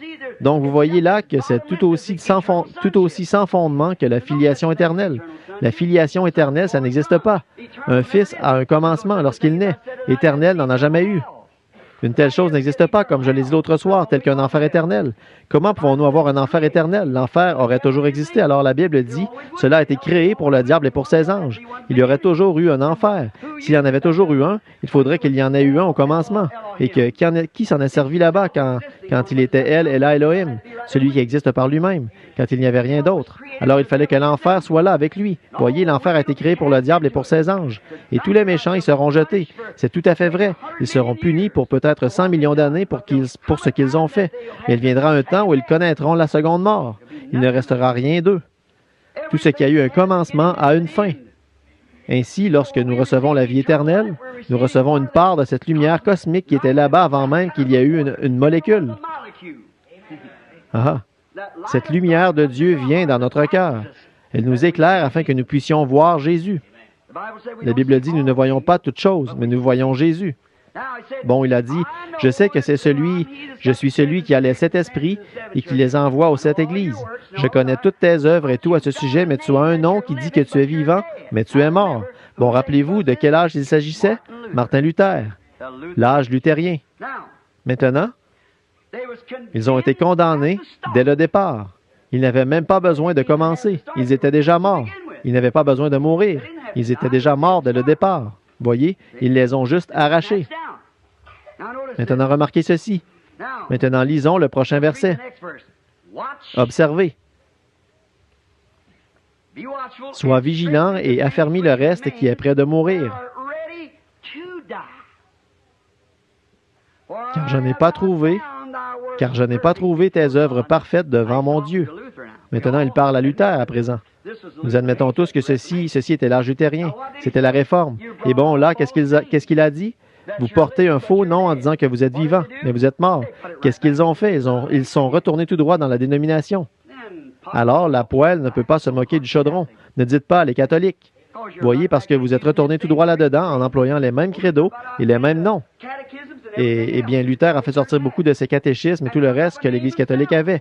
Puis ils se sont eux-mêmes donné un nom. Voyez, tu as un nom qui dit que tu es vivant, qui vient de ces 1000 ans de mort ici, et tu portes encore ce nom. Tu as un nom. Vous vous rappelez? Pour être sûr que c'est exact, les autres églises ont dit, tu as gardé mon nom. Tu as gardé mon nom. Dans cet âge-ci, ils l'ont perdu. Ils sont sortis ici et il a dit, tu as un autre nom qui dit que tu es vivant, mais tu es mort. Ô vous, les méthodistes, les baptistes, les presbytériens, les luthériens, les pentecôtistes, repentez-vous et soyez baptisés au nom de Jésus-Christ pour le pardon de vos péchés. Voyez, sortez de ces vieux credos morts et des choses qui appartiennent à une Église catholique qui va être consumée et toutes ses filles avec elle. Il n'y a personne qui peut dire que Père, Fils et Saint-Esprit, ce genre de... et cette chose, et il l'appelle la Sainte Trinité. Trinité? Je veux que quelqu'un essaie de trouver le mot Trinité dans la Bible et vienne d'en parler. Trouvez simplement le mot Trinité. Ce n'est même pas dedans. Une telle chose n'existe pas. Maintenant, et prêt à mourir. Tenez-vous-en à ce que vous avez. Luther vous a arraché de là. Tenez-vous-en à ça, parce que c'est prêt à mourir. Ils vont vous remettre dans le bain. Tenez-vous-en à ça, c'est prêt à mourir. Maintenant, et je ne t'ai pas encore trouvé parfait devant Dieu. N'est-ce pas merveilleux? Oh là là, j'aime ça. Pas parfait. Pourquoi? Ils étaient seulement justifiés. Luther a prêché la justification. Il vous fallait être sanctifié et ensuite rempli du Saint-Esprit. Et alors, ils ne s'appartenaient plus. Ils ont été perfectionnés par le Saint-Esprit en eux. Ce n'est pas le chrétien qui est parfait, c'est le Saint-Esprit parfait en lui. Voyez? C'est ce que, comme je l'ai dit, ce n'est pas la montagne sainte, c'est le Dieu saint sur la montagne. Pas l'Église sainte, pas les gens saints, mais c'est le Saint-Esprit dans l'Église et dans les gens. C'est la partie sainte, vous voyez? Et je n'ai pas trouvé tes œuvres parfaites. Tu n'as pas atteint la perfection, parce que nous voyons maintenant qu'ils avaient la justification juste ici. La justification. Et c'était... Non, je vous demande pardon. La justification est juste ici avec Luther. Et la sanctification est ici. Et ici, c'est le Saint-Esprit, voyez? Maintenant, ces trois éléments qui ont œuvré dans ces trois âges d'Église, c'est ce qu'il faut pour obtenir une naissance complète. Ils ont seulement été conçus comme un petit germe dans le ventre de la mère. C'est vrai, le Saint-Esprit qui vient au monde. Là, je voudrais vous demander quelque chose. Quand une naissance naturelle se produit, quelle est la première chose qui arrive? L'eau. La chose suivante, le sang. Pas vrai? La chose suivante, l'esprit. C'est vrai. Qu'est-ce qui est sorti du corps de Jésus quand il est mort? Ils ont percé son côté et de l'eau et du sang sont sortis. Et entre tes mains, je remets mon esprit. L'eau, le sang, l'esprit. C'est pourquoi, étant justifiés par la foi, Romains 5:1, nous avons la paix avec Dieu par notre Seigneur Jésus-Christ. La justification, la sanctification, Hébreux 13, 12 et 13, Jésus a souffert hors des portes afin de sanctifier son peuple par son propre sang. Luc 24, 49, mais restez dans la ville de Jérusalem jusqu'à ce que vous soyez revêtus de la puissance d'en haut. Après cela, quand le Saint-Esprit sera venu sur vous, alors vous serez mes témoins à Jérusalem, en Judée, en Samarie. Pas quand vous devenez évêque, pas quand vous devenez diacre, pas quand vous devenez pasteur, pas quand vous devenez pape, mais après que le Saint-Esprit sera venu sur vous, alors vous rendrez témoignage. Vous pouvez seulement rendre témoignage de votre Église et de votre credo en tant que, si vous êtes seulement un diacre, ou si vous êtes seulement un pasteur, ou si vous êtes seulement un pape, ou si vous n'êtes que le témoin d'un credo. Mais quand le Saint-Esprit est descendu sur vous, alors vous rendez témoignage de lui. Et les œuvres qu'il a faites, vous les faites aussi parce que sa vie est en vous. Oh là là là là, j'aime cela, oui monsieur. Oh, j'en reçois plus ici en haut, de ceci, je crois que vous en recevez là-bas. Je me sens bien avec ça. Les choses qui sont prêtes à mourir. Tenez-vous-en à elles. Maintenant, il dit ici, maintenant dans le verset 3, rappelle-toi donc comment tu as reçu et entendu. J'aime cela. Tiens ferme et repens-toi. Si tu ne veilles pas, je viendrai comme un voleur et tu ne sauras pas à quelle heure je viendrai sur toi. Tiens ferme à ta justification. Tiens-toi-en à cela. Ne laissez pas ces gens vous l'enlever. Parce que ce que vous avez reçu, vous l'avez aussi entendu. Ils lisaient la même Bible que nous lisons, voyez, mais ils n'ont simplement pas tout pris, parce que ça ne leur avait pas été révélé. Ce n'était pas pour leur âge. C'est la raison pour laquelle ils ressusciteront à la résurrection. Ils ont marché dans la quantité de lumière qu'ils devaient marcher, alors ils ressusciteront. Maintenant, j'ai entendu beaucoup de pentecôtistes qui prêchent le baptême en disant les luthériens et ainsi de suite ne ressusciteront pas. Oh oui, vous connaissez la petite histoire au sujet du docteur Aigré là-bas? Quand je lui ai dit, il a dit, que sommes-nous? J'ai dit, vous savez, ils ont érigé ce grand séminaire luthérien à Bethany, à Minneapolis. Et il m'a dit, eh bien, qu'avons-nous, nous, les luthériens? J'ai dit, eh bien, je vais vous le dire, je crois que vous avez Christ. Il a dit, eh bien, nous voulons le Saint-Esprit. Il a dit, pensez-vous que nous l'avons? J'ai dit, potentiellement. Et j'ai dit, vous y croyez? Il a dit, eh bien, que voulez-vous dire? Maintenant, ils ont des milliers d'arpents là que leurs étudiants, s'ils ne parviennent pas à payer leurs études, ils les laissent y travailler et cultiver du maïs. J'ai dit, eh bien, il n'y a que des grandes tables bien remplies. Ils m'ont offert un de ces buffets scandinaves là-bas dans ce grand séminaire. Et maintenant, ce sont de braves hommes. Le docteur Aigre était assis ici et le frère Jack Moore par ici, car je l'ai placé près de moi au cas où il aurait employé de grands mots que je ne connaissais pas. J'aurais frappé Jack avec ma jambe et j'aurais vu ce qu'il en aurait dit, vous voyez. Alors j'ai dit, il s'est assis à côté de moi, il a dit, eh bien, ce que nous voulons faire, c'est savoir quelque chose ici. Il a dit, nous avons faim de Dieu. Et il a dit, nous avons lu un livre sur les pentecôtistes, les dons. Et il a dit, nous sommes allés, un groupe de frères parmi nous ont pris l'avion pour la Californie. Nous avons rencontré l'homme qui a écrit le livre. Et je le connais. Il a dit, nous aimerions voir quelques-uns des dons en action. Il a dit, je n'en ai aucun d'entre eux. Il a dit, j'ai seulement écrit à leur sujet. Alors il a dit, donc quand nous sommes venus par ici, que nous avons vu cela, nous avons faim, nous voulons Dieu. Et j'ai dit, eh bien, une fois, il y avait un homme qui est sorti, vous savez, sur son propre terrain, là, vous voyez, un homme est sorti et a hercé un grand champ. Il en a enlevé toutes les racines et tout, et puis il y a planté du maïs. Chaque matin, il se rendait à la porte et regardait dehors pour voir s'il y avait du maïs. Avant longtemps, un matin, 2 petites feuilles avaient poussé. Et est-ce que quelqu'un a déjà cultivé du maïs? Où sont George Wright et les autres, Roy Slaughter et les autres? Vous savez, ces 2 petites feuilles qui sortaient. Oh, il a dit, gloire à Dieu pour mon champ de maïs. J'ai dit, avait-il un champ de maïs? Il a dit, eh bien, d'une certaine façon. J'ai dit, potentiellement, oui. J'ai dit, ça, c'était vous, les luthériens, dans la première réforme. Vous avez fait pousser cette petite feuille, voyez? Eh bien, j'ai dit, petit à petit, ce maïs a poussé. Je ne lui ai pas parlé de la chute. Vous voyez, je l'ai seulement laissé aller avec le maïs qui avait poussé. Alors j'ai dit, le maïs a poussé et au bout d'un certain temps, il y avait une aigrette dessus. Et cette aigrette a regardé vers la feuille et a dit, ah, tu n'as rien. Vous, vieux luthérien formaliste, voyez, elle a dit, je suis le reproducteur, le grand temps missionnaire. Le vent a soufflé, et les petites aigrettes se sont inclinées comme ça et elles sont tombées. Ça, c'est Wesley, la sanctification. Voyez, c'était le plus grand âge missionnaire que nous ayons jamais eu. C'était l'Église wesleyenne de l'époque de Wesley, cela dépasse même cet âge. L'âge de l'Église wesleyenne, c'était un âge missionnaire, et cela s'est répandu. Qu'est-ce que cela a fait? Cela l'a répandu. Voyez, la nature même rend témoignage de ces 3-là, juste là. La nature elle-même, Dieu au commencement l'a fait ainsi pour qu'il en soit ainsi. Vous n'avez même pas besoin d'avoir la Bible. Vous pouvez regarder la nature et voir où vous en êtes, voyez. Et là, au bout d'un moment, elle est tombée là-bas. Et qu'est-ce qui en est sorti? Voilà qu'un épi de maïs en est sorti. Il avait des grains dessus. C'était le groupe pentecôtiste. Maintenant, le groupe pentecôtiste était le même genre de groupe qu'ici. D'ici, il y avait 2 épis de maïs, Luther. Ici, il avait l'aigrette, Wesley. Et ici, il avait le grain de maïs. Quoi? Exactement comme c'était ici. La même chose. Eh bien maintenant, qu'est-ce que c'était que ça ici? Vous dites, eh bien maintenant, le pentecôtiste dit, je n'ai pas besoin de vous les méthodistes ou de vous les luthériens. Mais après tout, la vie même qui était dans les 2 petites feuilles a aidé à produire l'aigrette.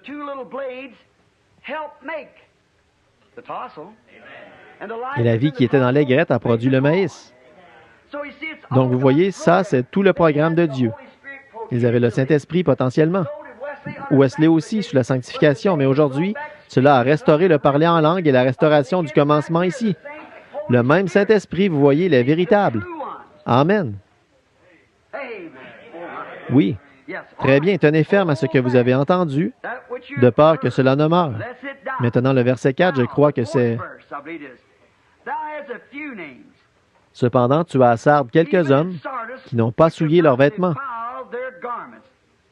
Ils marcheront avec moi en vêtements blancs parce qu'ils en sont dignes. Maintenant, n'en faites pas une dénomination. Nous ne voulons pas faire ça. Non, j'ai lu le mauvais verset, n'est-ce pas? Ou je me trompe? Oui, oui, c'est vrai. Oui, très bien, oui. À Sardes, n'a pas souillé leurs vêtements. Il y en avait quelques-uns qui ne voulaient toujours pas se prosterner devant cette chose et qui sont restés purs et propres. La vieille trace qui remonte à la Pentecôte, ceux qui étaient remplis de l'Esprit, beaucoup d'entre eux, là, quand l'âge de Luther a commencé à former une dénomination, qu'ont-ils fait? Cela a commencé exactement comme la Bible le dit. Ils agissaient comme leur maman. Ils sont revenus et ont commencé une dénomination. Et quelques-uns d'entre eux ont pris position qu'ils ne le feraient pas. Ils sont restés avec Dieu. Ils ont dit, eh bien d'accord, tu as quelques noms, et ils sont dignes de marcher devant moi vêtus de blanc. Ne faites pas une dénomination. Ne reprenez pas la doctrine nicolaïte, là. Ne recommencez pas votre dénomination. Mais restez libre en Dieu. Laissez le Saint-Esprit vous conduire alors que vous avancez. Il en reste encore quelques-uns. Maintenant, je crois que c'est le verset 5. Que celui qui a une oreille, qu'il... Voyons un peu. Non. Celui qui vaincra sera revêtu ainsi de vêtements blancs. Je n'effacerai point son nom du livre de vie, et je confesserai son nom devant mon Père et devant les anges. Maintenant, les quelques noms, très peu, un petit reste qui n'a pas pris le prix, a été conquis par la doctrine catholique. Très bien. Maintenant, nous en venons à parler de la Réforme. J'ai laissé de côté le contexte de Luther pour que je puisse en parler ici. Maintenant, le verset suivant dit que celui qui a des oreilles entende ce que l'Esprit dit aux Églises. Dieu essayait de les avertir ici de rester en dehors de ce nicolaïsme. Tenez-vous loin de là. Gardez vos vêtements à l'abri de toutes les choses du monde. Restez simplement libres en lui, et il les conduirait, les guiderait. Maintenant, ça, c'est le premier commencement. Puis, par réforme, je veux dire ceux qui ont échappé, même dans l'Église de Sardes.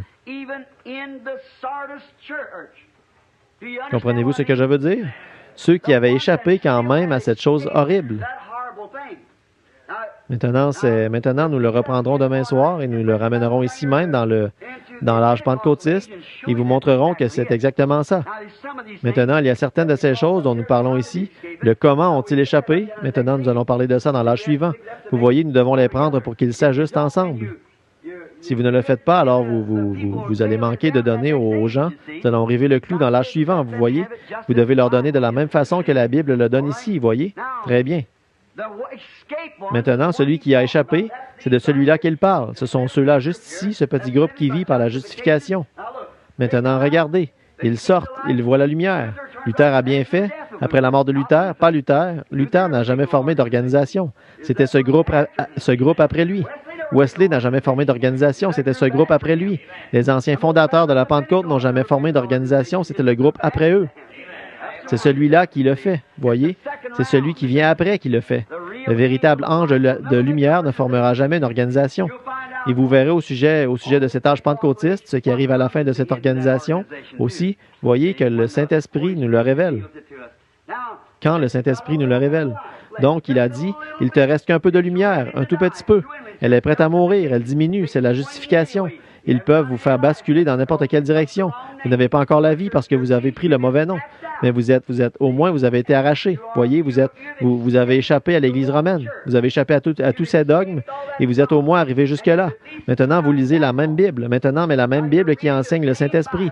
Il ne les a jamais condamnés pour ce qu'ils avaient. Il a dit maintenant, tiens-t'en à ça jusqu'à ce que je vienne. Voyez, continuez simplement à tenir bon. Maintenant, l'âge de l'Église commence vers 1520, lorsque l'Église catholique romaine universelle était en plein essor. Cela a duré jusqu'au 31 octobre, si vous le prenez en note, le 31 octobre 1570 après Jésus-Christ, lorsque Martin Luther a cloué ses 95 thèses sur la porte de l'Église de Wittenberg en Allemagne. Et à partir de ce moment, la Réforme était commencée.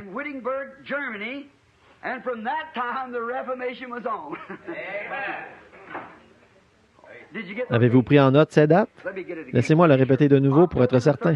Le 31 octobre 1570 après Jésus-Christ, lorsque Martin Luther a cloué ses 95 thèses sur la porte de l'église de Wittenberg, W-I-T-T-E-N-B-U-R-G, Wittenberg, en Allemagne. À partir de cette date, la Réforme avait commencé, le feu a commencé à se répandre. Il a protesté contre cette Église catholique qui était là avec cela dans sa main comme ça. Il a dit, ceci serait le Saint-Corps de Christ. C'est une hostie et un peu de vin. Et boum, il l'a jeté par terre. C'est vrai. Il a protesté contre l'Église catholique et cela a commencé. Le déracinage est alors venu par la suite. Très bien. C'était commencé. Mais c'était plus un combat pour le pouvoir politique que pour la véritable et vraie Église.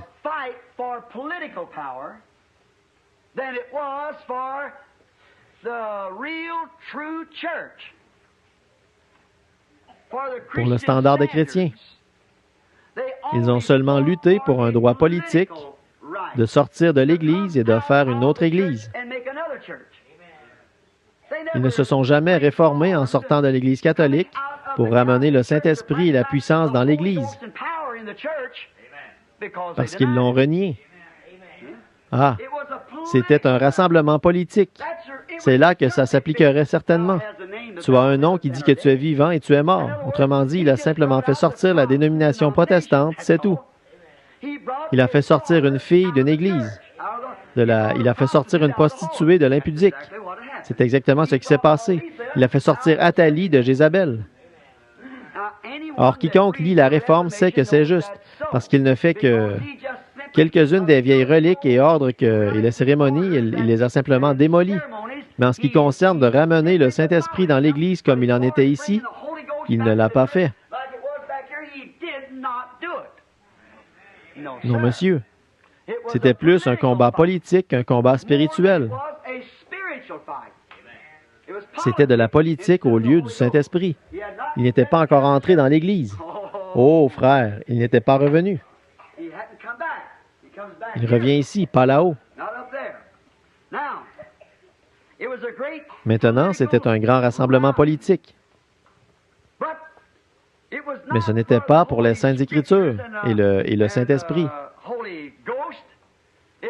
C'était un rassemblement politique qu'il s'est débarrassé de certaines des vieilles reliques des crucifix et des « Je vous salue Marie » et tout ça, mais il a quand même fait sortir le catéchisme. Il a quand même fait sortir cela. Comment l'appelez-vous? Les services de consécration de peu importe ce qu'il y avait là-bas quand ils descendaient le matin de Pâques et le pasteur leur souhaitait un joyeux Noël. Vous savez, il ne les revoit plus jusqu'à Noël. Il a dit, vous savez, ce haut confirmation, service de confirmation. C'est ce que j'essaie de dire. Il les prend et les confirme, leur donne la première communion et les confirme. La confirmation, ça n'existe pas.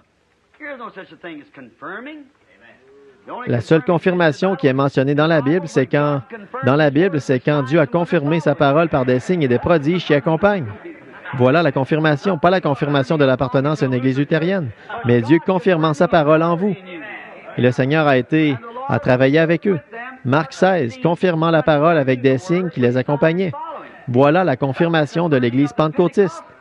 Voilà Dieu confirme lui-même qu'il est vivant, comme un Dieu qui accomplit des miracles dans l'Église, qui parle en langue, qui interprète les langues et qui accomplit la même chose qu'eux ont fait au commencement. Est-ce que je vous épuise? Très bien. Maintenant, remarquez, ils n'ont pas ramené le réveil du Saint-Esprit. Ils ont ramené un nouvel âge de l'Église. Ils en ont ramené celui qui a été déraciné, celui qui a été échappé à la hiérarchie romaine pour en faire une hiérarchie protestante. C'est la seule chose qu'ils ont faite, sauter directement de la poêle au feu. Vous voyez? C'est vrai, exactement. Jézabel vient de donner naissance à une fille. Et maintenant, ne croyez pas que j'ai dit cela simplement pour avoir l'air intelligent. Je dis cela parce que la Bible le dit. La Bible, dans Apocalypse 17, dit « Elle était la mère des impudiques ». Jésus a dit ici « Tout comme Jézabel l'était, elle aussi le sera ». Et elle a produit des filles qui ont pollué le pays qui n'était pas pollué. C'est exactement ce que le protestantisme a fait au véritable Esprit de Dieu. Il a pollué la chose et l'a ramené de nouveau dans une autre organisation. Que si Dieu le veut, dimanche matin, je veux vous montrer qu'ils font une image à la bête et que la bête était Rome. Et ils ont fait une image comme ça. Qu'est-ce que c'était? Une organisation. Oh, j'espère que ça pénètre dans le cœur des gens. Et vous vous demandez pourquoi j'ai combattu toute ma vie contre l'organisation. Je ne le savais pas moi-même. Mais c'était quelque chose en moi qui criait. Je ne pouvais pas m'en empêcher. Je me suis toujours demandé pourquoi j'étais continuellement sur le dos des femmes. Voyez, toute ma vie, pas vrai? Je veux dire, je ne parle pas des véritables femmes. Je parle de ces supposées femmes, vous savez, celles qui n'ont pas de trempe et tout ça. Vous savez, c'est le genre quelque chose en moi. Quand j'étais tout petit garçon là-bas, je voyais venir ces femmes là-bas sur la route et elles savaient que leur mari était en train de travailler. Elles étaient là-bas avec un homme ivre sur le bord de la route et il les faisait monter et descendre la route pour les rendre suffisamment sobres pour les faire rentrer à la maison, préparer le souper de leur mari. J'ai dit qu'elles ne valent même pas qu'une balle propre les transperce, c'est vrai. J'ai dit qu'elles sont plus basses que les animaux. Si elles faisaient une chose pareille, quand j'avais 17 ou 18 ans, je voyais une fille qui descendait la rue, je traversais de l'autre côté, je disais, cette vipère puante, voyez, et j'aurais été rempli de haine, mais quand j'ai reçu Dieu dans mon cœur, Dieu m'a fait savoir qu'il a des joyaux là-bas, il a de véritables dames, et elles ne se souilleront pas toutes comme ça. Dieu merci pour ça. Quand j'étais en Afrique, quand j'étais en Suisse et quand j'étais à Rome, on m'a souvent posé cette question. Et dites, Frère Branham, n'avez-vous pas au moins une femme décente en Amérique? Chaque chanson qui arrive ici, il y a quelque chose de vulgaire à propos de vos femmes. J'ai dit ça, ce sont les Américains. Mais nous avons un autre royaume qui existe là-bas. C'est le royaume de Dieu. Ce sont des dames jusqu'à la moelle. Elles le sont. La Bible dit, dans les prophètes, dit, je crois que c'est environ au chapitre 5 d'Ésaïe, je ne suis pas certain, ça serait au chapitre 5 ou 6, cela parle de « Heureuse cette fille de Sion, elle échappera en ce jour à toutes ces choses. Comment elle marcherait dans la rue? Elle roulait ses bas, elle marcherait à petits pas, en se trémoussant comme ça, et les choses qu'elle ferait, exactement comme ils le font maintenant, exactement pareil. Elle porte des vêtements comme un homme, ce qui est une abomination pour Dieu. » J'ai vu une société religieuse il y a quelque temps entrer pour avoir un genre de fête qu'ils ont presque tous les soirs et toutes ces femmes qui y vont avec ces culottes ou quoi, ou comment appelez-vous ces choses? Pas des shorts, mais l'autre chose. Oui, ce sont des pantalons corsaires. Ou ces choses-là, toutes sûres. Elles ont besoin d'un bon coup de pied. D'accord. Frère, c'est une planche à peu près large comme ça. C'est vrai. Pied vient de piéton. C'est sur votre pied. Et c'est exactement ce dont ils ont besoin. C'est vrai. Mais oh, vous dites, eh bien, je pense que c'est plus décent pour une femme de porter ça qu'une jupe. Dieu a dit, c'est une abomination à ses yeux qu'une femme mette un vêtement. Et quand une femme se coupe les cheveux comme un homme, Dieu veut qu'une femme ressemble à une femme, s'habille comme une femme et agisse comme une femme. Il ne veut pas d'un homme avec de grands favoris qui pendent comme ça, et puis comme un canard placé à l'arrière de la tête comme ça, et lui qui les ressemble à un homme. Oui, monsieur. Oh là là, ils s'habillent de façon si féminine qu'ils ne savent même plus à quel sexe ils appartiennent. C'est pitoyable, c'est beatnik et tout ce que nous avons aujourd'hui. Pas étonnant que nous vivons au temps de la fin. Il ne reste plus rien dans ce monde que Dieu qui déverse sa colère sur lui et le brûle. Voilà tout.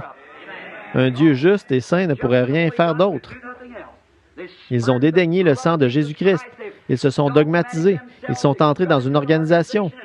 Et un vieux Saint-Père avec un vieux célibataire avec son col tourné vient et leur dit, « Mes enfants bénis, cela n'a pas plus d'importance que si une truie l'avait dit.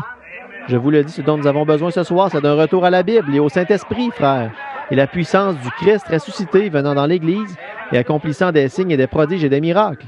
Amen. Ça, c'est l'Évangile. Oui. A produit. Alors oui, c'est vrai, ça l'a fait. Le réveil a fait de bonnes choses là-bas. Ce réveil. Mais ça n'a pas produit le Saint-Esprit. Ils n'ont pas produit cela avant d'arriver à l'âge de l'Odyssée, dans l'âge de la Pentecôte. Mais cela a produit quand même une chose. Ce réveil a produit certaines choses qu'il a dit. Ne laisse pas cela mourir maintenant. Affermissez cela et continuez à y ajouter. Voyez, cela a redonné aux gens un libre accès à la Bible de nouveau. L'âge luthérien a produit un libre accès à la Bible. Ils ont mis en place une imprimerie et ont commencé à donner la Bible au monde. Que Dieu bénisse les luthériens pour cela. Oui, monsieur, ils ont remis la Bible entre les mains des laïcs. Elle était seulement réservée aux prêtres. Ils n'avaient même pas besoin d'y jeter un coup d'œil parce que c'était ce que le pape disait qui comptait. Et il était le Dieu. Alors, peu importe ce qu'il disait, c'était réglé. Ainsi donc, le réveil luthérien, ce qu'il voulait pour affermir, maintenant vous avez la Bible entre vos mains. Maintenant, lisez-la. Croyez-la. Ne la laissez pas sur l'étagère en disant, eh bien, nous avons une Bible. Elle ne vous fera aucun bien là-haut. Il y a trop de luthériens dans la Pentecôte aujourd'hui qui laissent la Bible de côté et prennent ce que quelqu'un d'autre en dit. Frères, lisez la parole. Sondez les Écritures, car ce sont elles qui rendent témoignage de moi, a dit Jésus. En elles, vous pensez avoir la vie éternelle. C'est la chose à faire. Lisez la parole. Maintenant, il a simplement dit, tenez-vous-en cela. Ne laisse pas cela glisser. Et une autre chose à laquelle il voulait qu'ils se tiennent, ils avaient encore un peu de force en eux, c'était le réveil luthérien. La deuxième chose que ça l'a fait, cela a mis en lumière la doctrine de la justification. Les catholiques n'acceptent pas la justification. Pour eux, c'est l'Église catholique. Tout comme ce prêtre dont ils ont dû retirer des ondes ici il y a quelque temps, il a dit, il n'y a pas de salut ailleurs que dans l'Église catholique. Le salut est en Christ, pas dans l'Église catholique, pas dans l'Église protestante.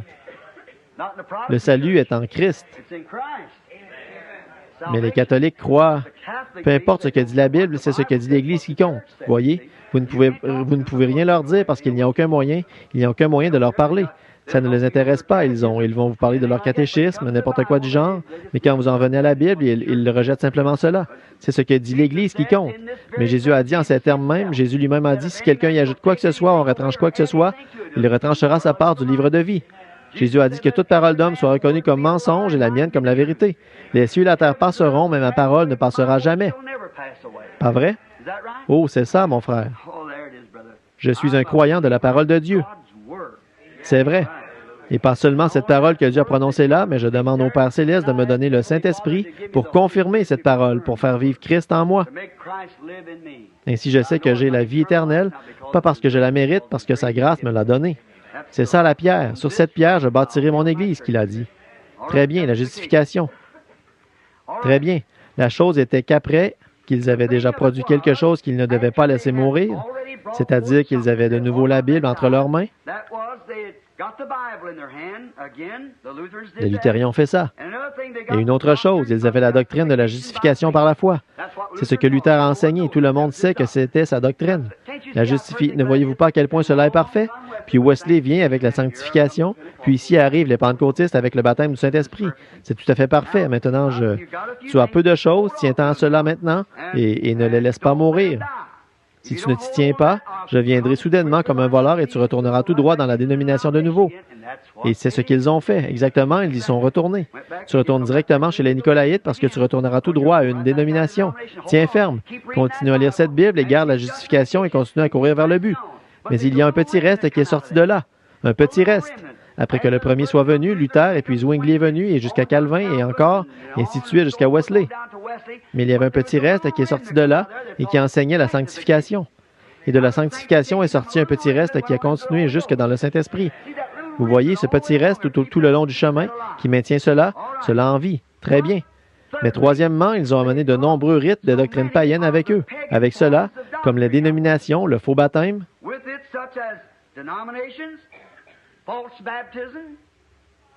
maintenant, ils aspergent et tout comme ça, et le Père, le Fils et le Saint-Esprit. Ils ont amené le catéchisme. Ils avaient vraiment, ils correspondent vraiment au nom avec ce que Jésus a dit ici. Tu as un nom qui dit que tu es vivant, mais tu es mort. C'est exact. Très bien. Quatrièmement, il est vrai que la Réforme a balayé beaucoup de leurs reliques polies et leurs rituels et tout.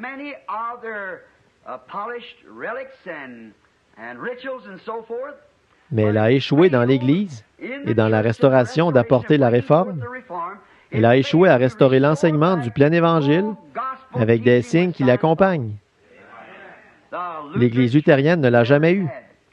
Ils ne l'ont jamais eu. Ils ne l'ont jamais eu dans l'âge de Wesley. Ils ne l'avaient qu'à la fin de cet âge de Laodicée. Maintenant, quand nous entrerons là-dedans, nous reviendrons directement dans les Écritures et nous allons vous montrer exactement comment cela a été promis. Ils n'avaient pas restauré le réveil du Saint-Esprit. Ils se sont bien détournés des idoles. Ils se sont détournés des idoles, ça c'est vrai. Ils ont fait sortir les idoles hors de l'Église, Marie et Joseph et Pierre et Paul et chacun d'entre eux. Ils se sont détournés des idoles, mais ils ne se sont pas tournés vers le Christ ressuscité. Luther les a détournés des idoles, mais vers un genre de politique ou une dénomination ou une organisation pour se faire une autre organisation, une image comme la première, et essayer de la dépasser en nombre par la dénomination. Et maintenant, ils se battent encore aujourd'hui. Les méthodistes veulent toujours que tous les baptistes deviennent des méthodistes. Et tous les luthériens veulent que tous les baptistes et méthodistes deviennent des luthériens. Les pentecôtistes veulent que tous les baptistes, les luthériens et tout le reste deviennent des pentecôtistes. Vous voyez, vous ne faites qu'ajouter à votre dénomination. Mais ce n'est pas le programme de Dieu pour commencer.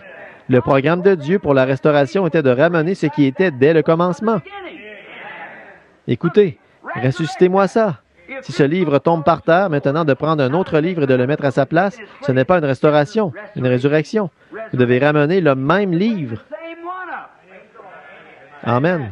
Donc, si l'Église est morte pendant l'âge des ténèbres et est devenue complètement païenne ici, alors la restauration, ça c'est une réforme, de réformer.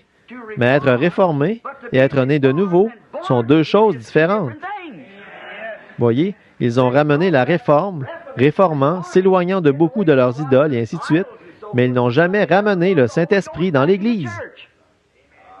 Oh, béni soit le nom du Seigneur. Frères, sœurs, pouvez-vous le voir?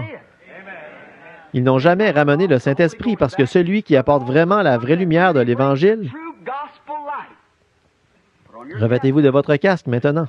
Celui qui apporte la vraie lumière de l'Évangile est l'ange de l'Église juste ici.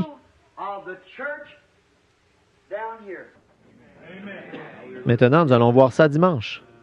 Maintenant, ils auront beau avoir lumière sur lumière et des lumières chrétiennes, mais ils retourneront tous directement dans cette organisation. Mais il va y en avoir un qui va s'opposer à elle. Oui, monsieur. Et il va secouer de là un reste aussi sûr que je me tiens cette chair. C'est vrai. Et il va retourner directement au commencement. Et je prendrai les Écritures de l'Ancien et du Nouveau Testament et je vous prouverai qu'il va le faire.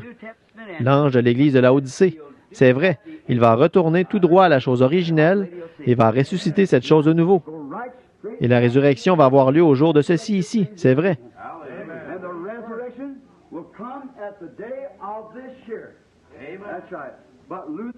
Mais Luther a secoué l'Église.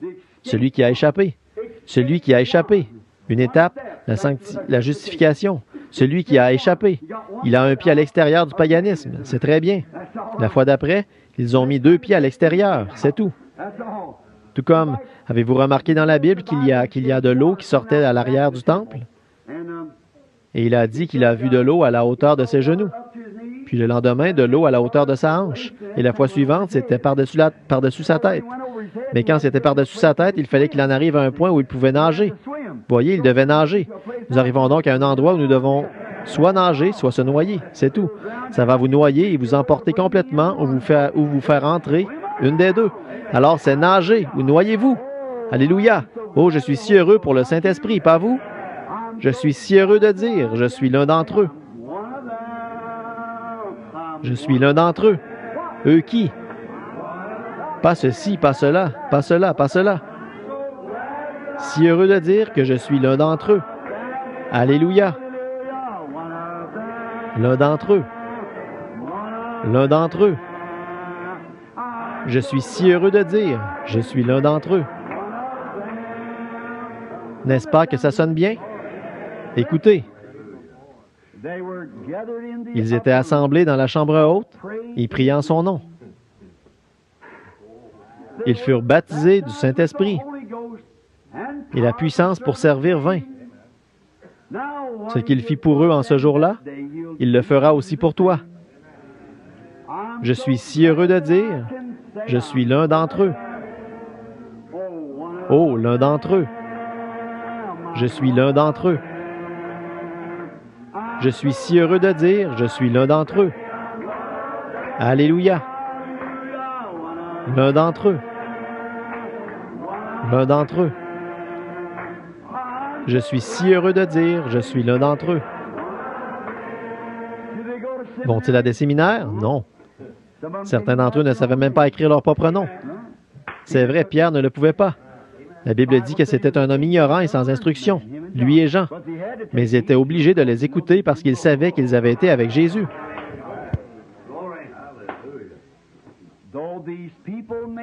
Bien que ces gens n'aient aucune prétention, instruits, ni célèbres dans le monde. Oh, Dieu soit béni, j'ai tellement de ceci. Ils ont tous reçu leur Pentecôte, baptisés au nom de Jésus. Et ils déclarent maintenant partout que sa puissance demeure pareille. Je suis si heureux de dire, je suis l'un d'entre eux. Oh, l'un d'entre eux.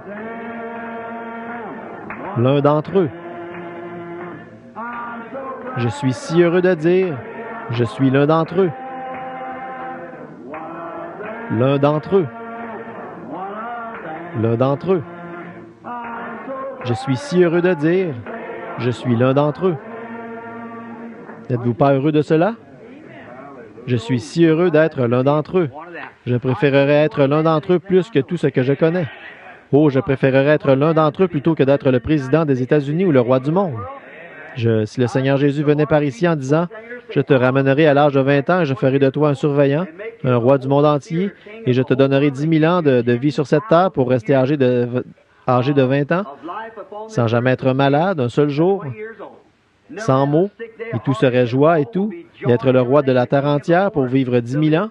Ou préférerais-tu être l'un d'entre eux et simplement avoir à combattre comme tu fais? Je dirais, je suis si heureux de dire que je suis l'un d'entre eux. Après 10 000 ans, alors quoi? Mais ceci est éternel. Comment c'est venu, mon frère? Oh, c'est venu par le sang. C'est vrai, c'est venu de loin. Et c'est venu par Dieu qui a été fait chair et a habité parmi nous.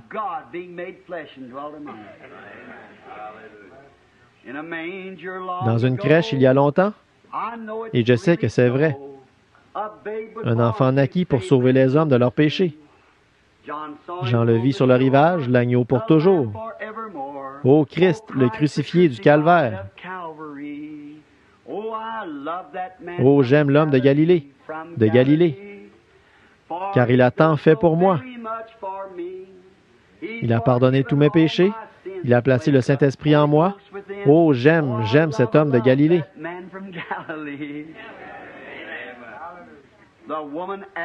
La femme au puits, il lui a dit tous ses péchés. Il est le même hier, aujourd'hui, éternellement. Il lui dit qu'elle avait alors 5 maris. Elle fut pardonnée de tout péché. Une paix profonde fut placée. Elle cria, « Venez voir cet homme de Galilée. » Oh, j'aime cet homme de Galilée, car il a tant fait pour moi. Il a pardonné tous mes péchés. Il a placé le Saint-Esprit en moi. Oh, j'aime cet homme de Galilée. Un jour dans le temple, le publicain alla prier. Il cria, « Ô Seigneur, aie pitié de moi. » Il fut pardonné de tout péché, une paix profonde s'installa. Il a dit, « Venez voir cet homme de Galilée. » J'aime cela, pas vous? Le paralytique marcha, et le muet parla. Sur la mer, la parole fut prononcée avec amour. Et l'aveugle reçut la vue. Je sais que ce ne pouvait être la miséricorde de cet homme de Galilée. Que ce ne pouvait qu'être la miséricorde de cet homme de Galilée. Chantez cela avec moi. Oh, j'aime cet homme de Galilée, car il a tant fait pour moi. C'est lui qui m'a pardonné, baptisé de son Saint-Esprit. Oh, j'aime cet homme de Galilée. Ne l'aimez-vous pas? Oh là là! Ce bon évangile du Saint-Esprit. Oh, combien j'aime cela! Je l'aime de tout mon cœur. Et je suis si heureux ce soir d'être compté parmi eux. Et nous sommes ensemble comme des frères et des sœurs. Baptistes, méthodistes, catholiques, presbytériens, quoi que ce soit d'autre. Dieu nous a fait sortir de tous les milieux et nous a menés ici dans cette grande communion du Saint-Esprit. N'appartenant à aucune dénomination, c'est à eux de décider ce qu'ils doivent faire. Mais nous sommes dans un royaume mystique. Nous sommes baptisés dans le corps mystique de Jésus-Christ par le Saint-Esprit, qu'il est, méthodiste, baptiste, presbytérien, et que celui qui veut vienne. Jésus a dit, « Tous ceux que le Père m'a donnés viendront à moi, et aucun d'eux ne sera perdu. Et je les ressusciterai au dernier jour. » Oh là là! Nous avions l'habitude de chanter ce vieux cantique à l'hôtel ici. Je ne sais pas si nous pouvons le chanter ou non. De la place, oui, il y a de la place. Il y a de la place à la source pour moi. Vous aimez ces vieux cantiques comme ça? Que quelqu'un nous donne la note, quelqu'un qui sait comment le débuter. Où est notre pianiste? Est-elle ici? Ou le frère Teddy, ou l'un d'entre eux ici? L'un d'eux? Oh là là, je ne le vois nulle part. De la place. De la place, oui. Il y a de la place. Il y a de la place à la source pour toi. De la place, oui. Il y a de la place. Il y a de la place à la source pour toi. Vous aimez ces vieux cantiques? Et j'aime ça aussi. À la croix où mourut mon Sauveur. Je suis venu brisé de douleur. Là, son sang purifia mon cœur.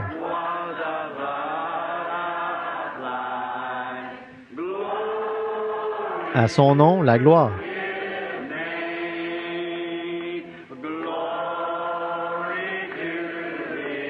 À son nom, la gloire, son précieux nom. Oh, à son nom. Fermons nos yeux maintenant et chantons-le.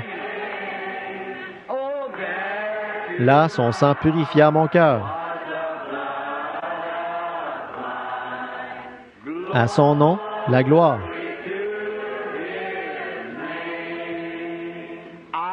Je suis si merveilleusement sauvé du péché. Dans la douceur, Jésus demeure en moi.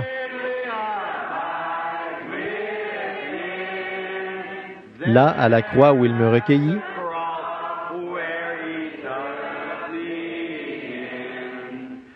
à son nom, la gloire.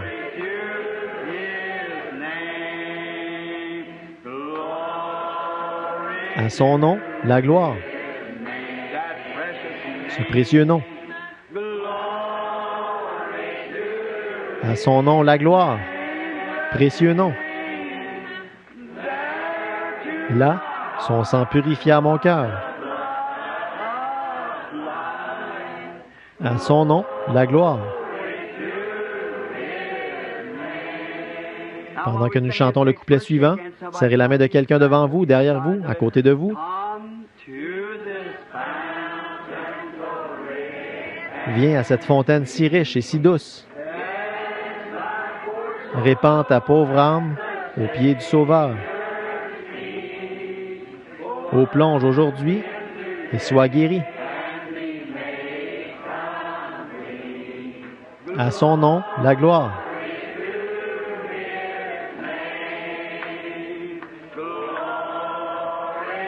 À son nom, la gloire. Ce précieux nom. À son précieux nom, la gloire. Là, son sang purifia mon cœur.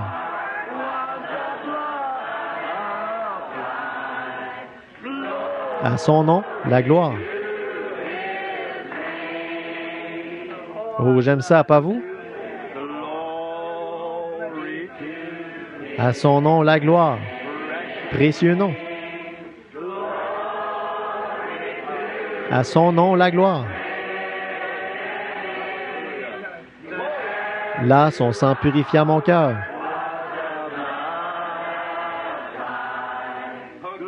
À son nom, la gloire. Oh là là! Je suis si heureux de cela, pas vous? Si heureux de pouvoir venir à cette fontaine si riche et si douce, répandre ma pauvre âme aux pieds du Sauveur. Je me souviens qu'un jour, j'étais un petit garçon âgé d'environ 18 ans. Je fuyais le Seigneur. Je suis allé dans l'Ouest, mon père domptait les chevaux et je voulais partir et débourrer les chevaux. Il y avait quelque chose dans mon cœur qui avait soif. Oh, je vous le dis. Je suis allé voir un prédicateur baptiste et il a dit, lève-toi et dis, Jésus est le Fils de Dieu. Nous allons mettre ton nom sur le livre. Cela ne m'a pas satisfait. Partout où j'allais, quelqu'un, l'Adventiste du 7e jour, je suis allé le voir, un homme bien, frère Barker, un aimable frère, il a dit, Billy, viens et accepte le sabbat du Seigneur. Je l'ai fait maintenant. Mais il a dit le jour du sabbat. Et j'ai pensé, oh là là, ça ne suffit toujours pas. Vous voyez, je suis allé dans l'Ouest et j'ai pensé, je suis allé là-bas ce soir-là. Nous rassemblions le bétail et vous savez, vous avez enlevé la selle et votre sac de camp et vous l'étendez, vous utilisez votre selle comme oreiller. Et j'étais allongé sous ces vieux pins cette nuit-là et je montais la garde le jour. Et donc les garçons de l'équipe de nuit étaient partis pour ramener le bétail. Il y avait un vieil homme du Texas appelé Slim. Il avait une guitare et il jouait. À son nom la gloire. Un autre gars là-bas avait un peigne avec un morceau de papier dans lequel il soufflait.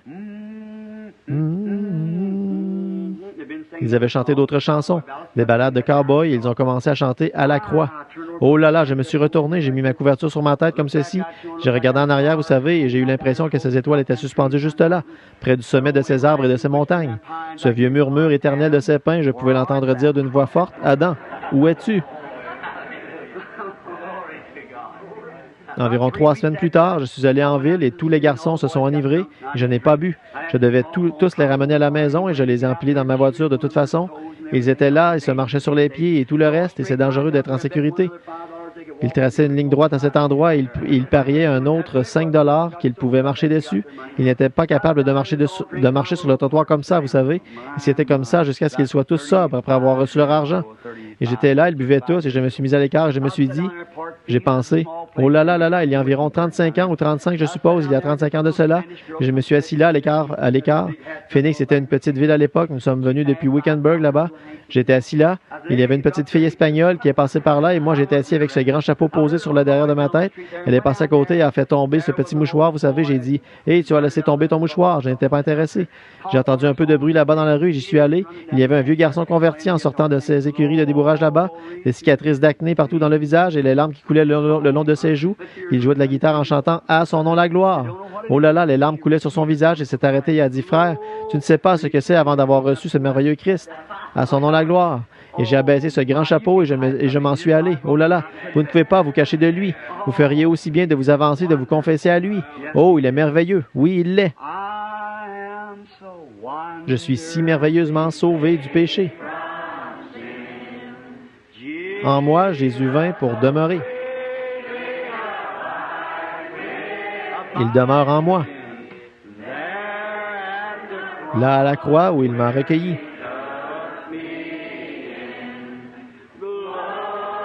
À son nom, la gloire.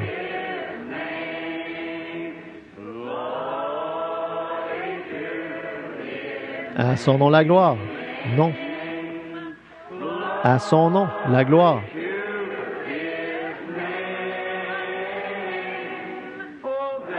Oh là, son sang purifia mon cœur.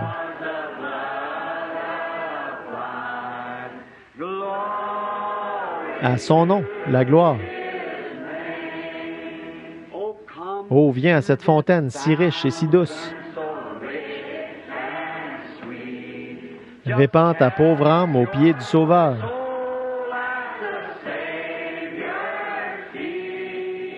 Oh, plonge aujourd'hui et sois guéri.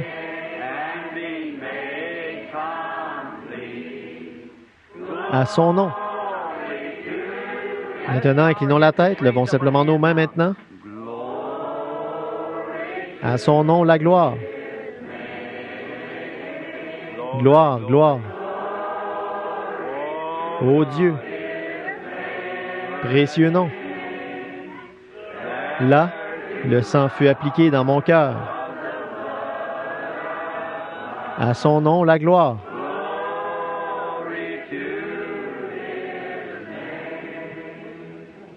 Gloire à Dieu. Levons-nous. Oh, juste un instant, attendez juste.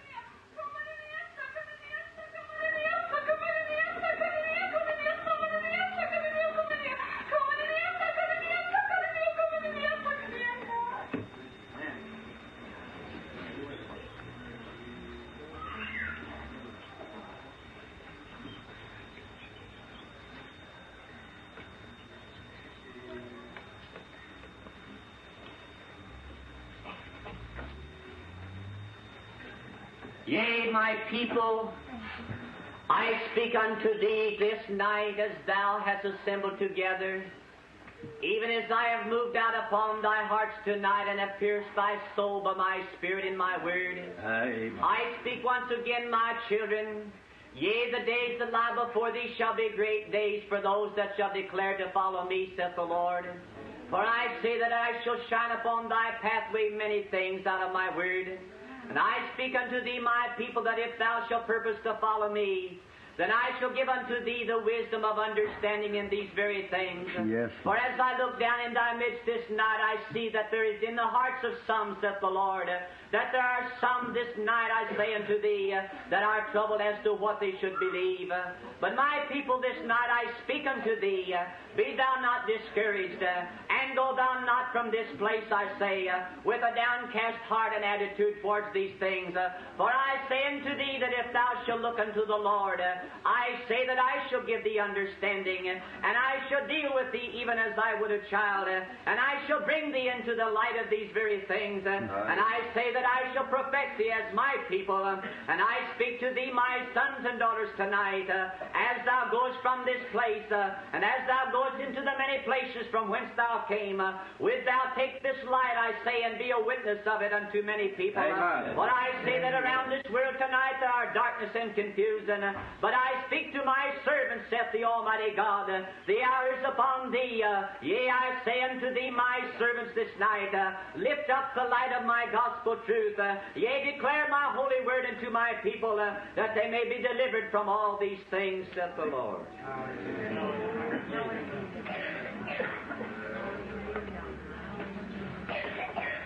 Oui, Seigneur. Maintenant, s'il y en a qui ne savaient pas ce que c'était, c'est la Pentecôte. Le Saint-Esprit qui parle. Jésus a dit, allez dans le monde entier, prêcher l'Évangile. Voici les signes qui accompagneront ceux qui auront cru. Ils parleront de nouvelles langues, ils imposeront les mains aux malades, ils seront guéris. Toutes ces choses dont il a parlé, cela doit s'accomplir. Oh, je suis si heureux. Vous voyez le Saint-Esprit qui vient confirmer cette parole? Une lumière, prenez-la, n'en doutez pas. Recevez-le, il s'occupera de vous comme d'un enfant et vous instruira. N'est-ce pas là la douceur du Saint-Esprit? Le Saint-Esprit sur nous.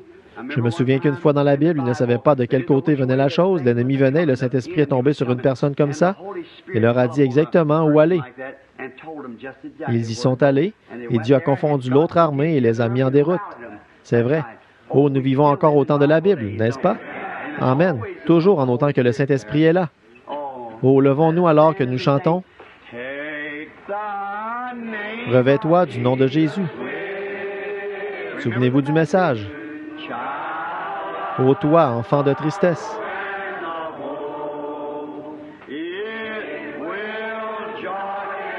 Il va te procurer la joie. Prends-le partout où tu vas. Précieux nom. Précieux nom. Ô nom si doux. Espoir de la terre, joie du ciel. Précieux nom, ce précieux nom. Nom si doux. Espoir de la terre, joie du ciel.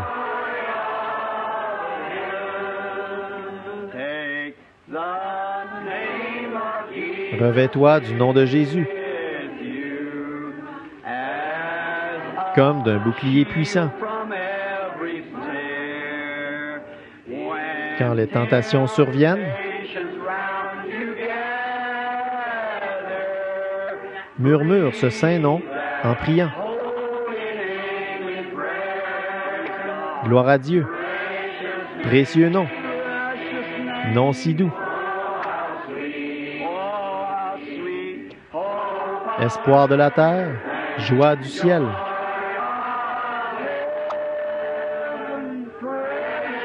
Précieux nom. Précieux nom. Nom si doux.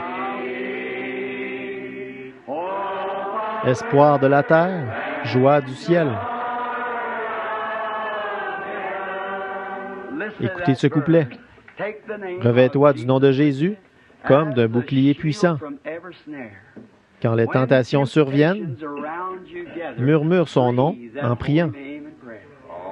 Oh, chantons-le encore une fois. Revêt-toi du nom de Jésus comme d'un bouclier puissant. Quand les tentations surviennent,